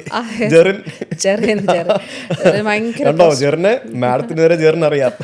ജെറിൻ എല്ലാരും അറിയാം. ജെറിന് വളരെ ഞാൻ സ്നേഹിക്കുന്ന ഒരാളാ. എന്ന് വെച്ചാൽ ജെറിന്റെ കാര്യം മാത്രമല്ല, ജെറിൻ കുറേ കാര്യങ്ങൾ ശ്രമിക്കുന്നുണ്ട്, ചേഞ്ചസ് കൊണ്ടുവരാൻ ശ്രമിക്കുന്നുണ്ട്. അപ്പോൾ ഈ സ്പൈനൽ മസ്കുലർ അട്രോഫിയുടെ ഒരു വിഷയം എന്ന് വെച്ചാൽ അതുപോലുള്ള അപൂർവ രോഗങ്ങളിൽ ഒരു വയൽ മെഡിസിൻ 1.5 ലക്ഷം രൂപയാണ്. കുഞ്ഞ് ജനിച്ച് കഴിയുമ്പോൾ അറിയത്തില്ല, കുറച്ചങ്ങോട്ട് കഴിയുമ്പോഴായിരിക്കും കുഞ്ഞ് എഴുന്നേറ്റ് നിൽക്കുന്നില്ല, അല്ലെങ്കിൽ കമന്ന് വീഴുന്നില്ല, ഇങ്ങനെയൊക്കെയുള്ള തല നേരെ പിടിക്കുന്നില്ല, അങ്ങനെയൊക്കെ ആകുമ്പോഴാണ് അറിയുന്നത്. അപ്പോഴേക്കും ചിലപ്പോൾ യങ് പേരൻസും അല്ലേ എവിടെ നിന്ന് ഈ 1.5 ലക്ഷം രൂപ ഒരു വയലിന് കണ്ടെത്തും. അപ്പോൾ അങ്ങനെയാണ് നമ്മളൊരു പ്രോജക്റ്റ് ആരംഭിച്ചു, Kerala United against rare diseases. നമുക്കൊരു ഫണ്ട് ഒന്നുമില്ല, ബജറ്റും ഇതും ഉണ്ടായിരുന്നില്ല, പക്ഷേ നമ്മുടെ ഒരു സ്വപ്നമായിരുന്നു തുടങ്ങണം. നമ്മളൊരു ആളുകൾ ഫണ്ട് ചെയ്യും, CSR ഫണ്ടിങ് ഉണ്ടാകുമെന്ന് വിചാരിച്ച് തുടങ്ങി. 2024 തുടങ്ങി. 5 വയസ്സിലാണ് തുടങ്ങി കേട്ടോ. 5 വയസ്സിന് താഴെയുള്ള കുഞ്ഞുങ്ങൾക്ക് ഫ്രീ മെഡിസിൻ. അത് 6 വയസ്സാക്കി, 7 വയസ്സാക്കി, 12 വയസ്സാക്കി. ഇപ്പോൾ ഒരു സന്തോഷ വാർത്തയുണ്ട്, നമ്മുടെ ബജറ്റിൽ 50 കോടി രൂപ അനുവദിച്ചു. അപ്പോൾ ഇപ്പോൾ നമുക്ക് 25 വയസ്സ് വരെയുള്ളവർക്ക് ഫ്രീ മെഡിസിൻ കൊടുക്കാൻ പറ്റും. ഞാനൊരു അതിലൊരു കാര്യം, സിയ എന്ന് പറഞ്ഞൊരു മകളുണ്ട് കോഴിക്കോട്, വളരെ മിടുക്കിയ. അപ്പോൾ ഇതിന് നട്ടെല്ലും വളയും. അപ്പോൾ അതിന് പല വേരിയൻസ്. അപ്പോൾ അതിന് സ്കോളിയോസിസ് സർജറി ഉണ്ട്, നട്ടെല്ല് നിവർത്തുന്ന സർജറി. അപ്പോൾ ആ മോളെന്ന് 10ാം ക്ലാസ്സിൽ പഠിക്കുക. അപ്പോൾ ഇരുന്ന് വായിക്കാനൊന്നും പറ്റത്തില്ല. നമ്മൾ ഫ്രീ ആയിട്ട് സർജറിയും ആരംഭിച്ചു. തിരുവനന്തപുരം മെഡിക്കൽ കോളേജിലാണ് ആദ്യം ആ മോൾ വന്ന് ചെയ്യുന്നത്. ഇപ്പോൾ തൃശ്ശൂരും മറ്റേ മെഡിക്കൽ കോളേജിലൊക്കെ ചെയ്യുന്നുണ്ട്. അപ്പോൾ സിയ ഇവിടെ നിന്ന് സർജറി കഴിഞ്ഞിട്ട് കോഴിക്കോട് പോയിട്ട് സിയ പറഞ്ഞൊരു കാര്യമുണ്ട് കേട്ടോ. ഞാൻ ഒരു പുസ്തകത്തിൽ വായിച്ച ഒരു വാചകവും ഇതിൻ്റെ അതിനേക്കാളും ബെറ്ററായിട്ട് എൻ്റെ ജീവിതകാലം ഞാൻ ഓർപ്പിക്കുന്ന ഒരു കാര്യമായിരിക്കും ഇത്. സിയ പറഞ്ഞൊരു കാര്യം, എനിക്ക് യാത്ര ചെയ്യുമ്പോൾ കടൽ കാണാം, മനുഷ്യരെ കാണാം, മരങ്ങൾ കാണാം, ലോകം കാണാം. എനിക്കിപ്പോൾ നിവർന്നിരുന്ന് പഠിക്കാം. ഇവരെ നമുക്ക് പൂർണ്ണമായിട്ടും ഭേദപ്പെടുത്താൻ പറ്റില്ല, പക്ഷേ നമുക്ക് അവരുടെ ലൈഫ് കുറച്ച് ഈസി ആക്കി കൊടുക്കാം, ബെറ്റർ ആക്കി കൊടുക്കാം. Definitely we can improve the quality of life. That we definitely can be done. So ഞാൻ പറഞ്ഞത്, ഈ സന്തോഷങ്ങളില്ലേ അതിന് പകരം വെക്കാൻ ഒന്നുമില്ല. അപ്പോൾ തീർച്ചയായിട്ടും ഈ ഒരു പൊതുപ്രവർത്തനം എന്നുള്ളത് ഒരുപാട് മനസ്സിന് സന്തോഷവും സംതൃപ്തിയും ഒക്കെ നൽകുന്നതാണ്. ഇതുമായിട്ട് റിലേറ്റഡ് ആയിട്ടൊരു കാര്യം കൂടെ ചോദിക്കണം. ഓട്ടിസ്റ്റിക് ആയിട്ടുള്ള ആളുകൾ നമ്മുടെ നാട്ടിൽ ഭയങ്കരമായിട്ട് കൂടി വരികയാണ്. ഈ ഓട്ടിസ്റ്റിക് ആയിട്ടുള്ള ആളുകൾ എന്ന് പറയുമ്പോഴത്തേക്കിനും ആ ഒരു അവസ്ഥയിലൂടെ കടന്നു പോകുന്ന ആളുകളെ കാട്ടിൽ കൂടുതൽ പേരൻസും റിലേറ്റീവ്സിന് പ്രശ്നമില്ല, കാരണം റിലേറ്റീവ്സിന് വേറെ രീതിയായിരിക്കും. പേരൻസാണ് ഏറ്റവും കൂടുതൽ സ്ട്രഗിൾ ചെയ്യുന്നത്. എനിക്ക് പേഴ്സണലി അറിയാവുന്ന കുറേ ആളുകൾക്ക് ഈ ഒരു അവസ്ഥയിലൂടെ പോകുന്നവരുണ്ട്. അങ്ങനെയുള്ള ആളുകൾക്ക് വേണ്ടി ഇപ്പോൾ അവർക്ക് പല സ്പെഷ്യൽ സ്കൂളുകൾ പ്രൈവറ്റ് സെക്ടറിലുണ്ട്. ഇവർക്ക് സ്പീച്ച് തെറാപ്പി കൊടുക്കുന്നതിനും പിന്നെ ഇവർക്ക് പല തരത്തിലുള്ള തെറാപ്പികൾ കൊടുക്കുന്നതിന് വേണ്ടിയും പിന്നെ ഇവർ ചില ആൾക്കാരെയൊക്കെ കുറച്ച് പോളിഷ് ചെയ്ത് അവർക്ക് ഒരു ട്രെയിനിങ് ഒക്കെ കൊടുത്താൽ അവരെ കുറച്ചുകൂടെ ഈ പറഞ്ഞ പോലെ ലൈഫ് കുറച്ചുകൂടെ ബെറ്റർ ആക്കാൻ പറ്റും. അങ്ങനെയുള്ള കാര്യങ്ങൾ പലർക്കും പ്രൈവറ്റ് സെക്ടറിൽ സാമ്പത്തിക ബുദ്ധിമുട്ടുകൾ കാരണമാണ്. പ്രൈവറ്റ് സെക്ടറിൽ ഫ്രീ ആയിട്ട് ചെയ്യാൻ പറ്റില്ലല്ലോ, പൈസ ഇല്ലാത്തതിൻ്റെ കാരണം അവർക്ക് ചെയ്യാൻ പറ്റാത്തതുകൊണ്ട്. അപ്പോൾ ഗവൺമെൻറ് സെക്ടറിൽ അങ്ങനെ എന്തെങ്കിലും ഒരു പദ്ധതികളുണ്ടോ ഇങ്ങനെയുള്ള ആളുകൾക്ക് വേണ്ടി? തീർച്ചയായിട്ടും ഉണ്ട്. ഇത് കുറച്ചുകൂടി ഒരു വൈഡർ ഡയമെൻഷൻ ഉള്ളത് കൊണ്ട്, കാരണം ഒരു സാമൂഹിക പുനരധിവാസം കൂടി അതിൻ്റെ ഭാഗമായിട്ട് വരുന്നത്. സോഷ്യൽ ജസ്റ്റിസ് ഡിപ്പാർട്ട്മെൻറ്റ് കീഴിലാണ് വരുന്നത്. ബഹുമാനപ്പെട്ട ബിന്ദു മിനിസ്റ്ററാണ് അത് വകുപ്പിൻ്റെ ചുമതലയുള്ളത്. വകുപ്പിൻ്റെ കീഴിൽ തന്നെ നല്ല നല്ല ചില സ്ഥാപനങ്ങൾ ഇപ്പോൾ ഈ ഒരു ഘട്ടത്തിൽ നമ്മൾ ഡെവലപ്പ് ചെയ്തിട്ടുണ്ട്, ഈ ഒരു 10 വർഷം കൊണ്ട് പ്രത്യേകിച്ചും. അപ്പോൾ ഇതാണ് ഇതിൻ്റെ ഒരു പ്രധാനപ്പെട്ട കാര്യം. ഒന്ന്, സാമ്പത്തികമായിട്ട് പ്രയാസം അനുഭവിക്കാതെ ഒരു റീസണബിൾ ഇതിൽ അല്ലെങ്കിൽ സൗജന്യമായിട്ട് ഇത് കൊടുക്കുക എന്നുള്ളത്. ഇതിലൊരു കാര്യമുണ്ട് കേട്ടോ, ഇത് വളരെ പ്രധാനപ്പെട്ട ഒരു കാര്യമാണ്. ഈ മാതാപിതാക്കളില്ലേ, കുഞ്ഞുങ്ങളെ സംബന്ധിച്ചിടത്തോളം ഈ കോവിഡ് സമയത്ത് ആറന്മുള മണ്ഡലത്തിൽ എനിക്കൊരു അനുഭവം ഉണ്ടായി. അതായത് അങ്ങനെ ഒരു ഭിന്നശേഷിയുള്ള ഒരു കുഞ്ഞ്, ഈ അമ്മയ്ക്ക് കോവിഡായി, അന്ന് ഇതൊക്കെയാണല്ലോ CFLTC SLTC ഒക്കെ ആണല്ലോ. പോകുമ്പോൾ ഈ അമ്മ എന്നോട് പറഞ്ഞൊരു കാര്യം, എനിക്ക് കോവിഡ് ആകരുത് എന്നൊട്ട പ്രാർത്ഥന എനിക്കുള്ളൂ. എന്നിട്ട് പറഞ്ഞു, ഞാനിരിക്കുമ്പോൾ എന്നുവെച്ചാൽ എനിക്കൊന്നും സംഭവിക്കരുത് എന്ന് ഞാൻ പ്രാർത്ഥിക്കുന്നത് എൻ്റെ കുഞ്ഞിന് വേണ്ടിയിട്ടാണ് എന്ന് പറഞ്ഞു. കാരണം കോവിഡായി അഡ്മിറ്റായ രണ്ടാമതൊരാൾ ഈ കുഞ്ഞിനെ നോക്കാനില്ല. ആ അപ്പോൾ ഇതൊരു സോഷ്യൽ ഇഷ്യൂ ആണ്. അതിന് വേണ്ടിയിട്ട് ഇപ്പോൾ സോഷ്യൽ ജസ്റ്റിസ് ഡിപ്പാർട്ട്മെൻറ്റിൻ്റേതായിട്ട് അങ്ങനെയുള്ള ചില കാര്യങ്ങൾ ചെയ്യുന്നതിന് വേണ്ടിയിട്ട് അവർ തുടക്കം ഇട്ടിട്ടുണ്ട് ഡിപ്പാർട്ട്മെൻറ്റ്, ബിന്ദു മിനിസ്റ്ററുടെയൊക്കെ നേതൃത്വത്തിൽ. തീർച്ചയായിട്ടും അത് വളരെ വളരെ പ്രധാനപ്പെട്ട കാര്യമാണ്. ഇവരെ ഈ സ്പെഷ്യൽ സ്കൂളുകളിലൊക്കെ ഉള്ള പോലെ തന്നെ ഇവർക്ക് വേണ്ടി എന്തെങ്കിലും അങ്ങനത്തെ എന്തെങ്കിലും പദ്ധതികളുണ്ടോ? ഉണ്ട്. സോഷ്യൽ ജസ്റ്റിസ് ഡിപ്പാർട്ട്മെൻറ്റ് കീഴിൽ അല്ല, വേറെ ഡിപ്പാർട്ട്മെന്റ് ആണല്ലേ? ബിന്ദു മിനിസ്റ്ററുടെ വകുപ്പാണത്. ഓക്കെ. പദ്ധതികൾ കുറേ പദ്ധതികളുണ്ട്. ഇൻഷുറൻസ് സ്കീമുണ്ട്, സ്കോളർഷിപ്സ് ഉണ്ട്, പ്രോഗ്രാംസ് ഉണ്ട്. സോഷ്യൽ ജസ്റ്റിസിൻ്റെ കീഴിൽ സോഷ്യൽ ജസ്റ്റിസ് ഡിപ്പാർട്ട്മെൻറ്റ് നടത്തുന്നുണ്ട്. ഈ ഒരു 5 വർഷത്തെ ഈ ആരോഗ്യമന്ത്രി എന്നുള്ളൊരു സ്ഥാനത്തിരിക്കുമ്പോൾ ധാരാളം അനുഭവങ്ങൾ കടന്നു പോയിട്ടുണ്ടാവാം, പല ആളുകളെ കണ്ടിട്ടുണ്ടാവാം, പല ആളുകൾ പല നിവേദനങ്ങളുമായിട്ട് താങ്കളുടെ മുമ്പിലേക്ക് എത്തിയിട്ടുണ്ടാവാം. അപ്പോൾ മനസ്സ് വിഷമിപ്പിച്ച അല്ലെങ്കിൽ കണ്ടിട്ട് അല്ലെങ്കിൽ കേട്ടിട്ട് കരഞ്ഞു പോയിട്ടുള്ള എന്തെങ്കിലും ഒരു അനുഭവം ഓർത്തെടുത്ത് പറയാൻ പറ്റുമോ? ഇഷ്ടംപോലെ പറ്റുമോ? എന്നാലും ഒരെണ്ണം പെട്ടെന്ന് പറയാൻ പറ്റുകയാണെങ്കിൽ എന്തായിരിക്കും ഉള്ള പേര് പറയണ്ട. കുറേ അനുഭവങ്ങളുണ്ട്.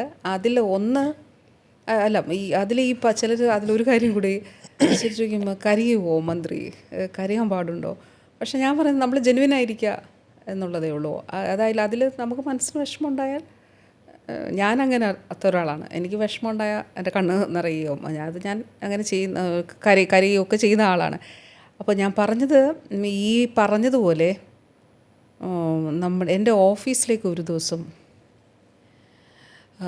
ഒരുപാട് അനുഭവങ്ങളുണ്ട്. അതിൽ ഈ കുഞ്ഞുങ്ങളുടെ ഭിന്നശേഷിയുമായിട്ട് ബന്ധപ്പെട്ടും അതുപോലെ ഈ സ്പൈനൽ മസ്കുലർ അട്രോഫിയുമായിട്ടൊക്കെ ബന്ധപ്പെട്ടും പേരൻസ് കുഞ്ഞുങ്ങളെ കൊണ്ടുവരും.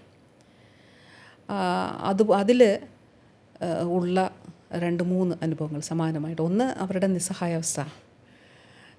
2, അവർക്ക് ഈ പറഞ്ഞതുപോലെ അവർ സമൂഹത്തിൽ സോഷ്യൽ ലൈഫിൽ നിന്ന് ഒറ്റപ്പെട്ടു പോകുന്നൊരു സാഹചര്യമുണ്ട്. അപ്പോൾ അങ്ങനെ ഒരു ഇതിൽ എനിക്ക് തോന്നുന്നു ഐ ക്യാൻ അണ്ടർസ്റ്റാൻഡ്.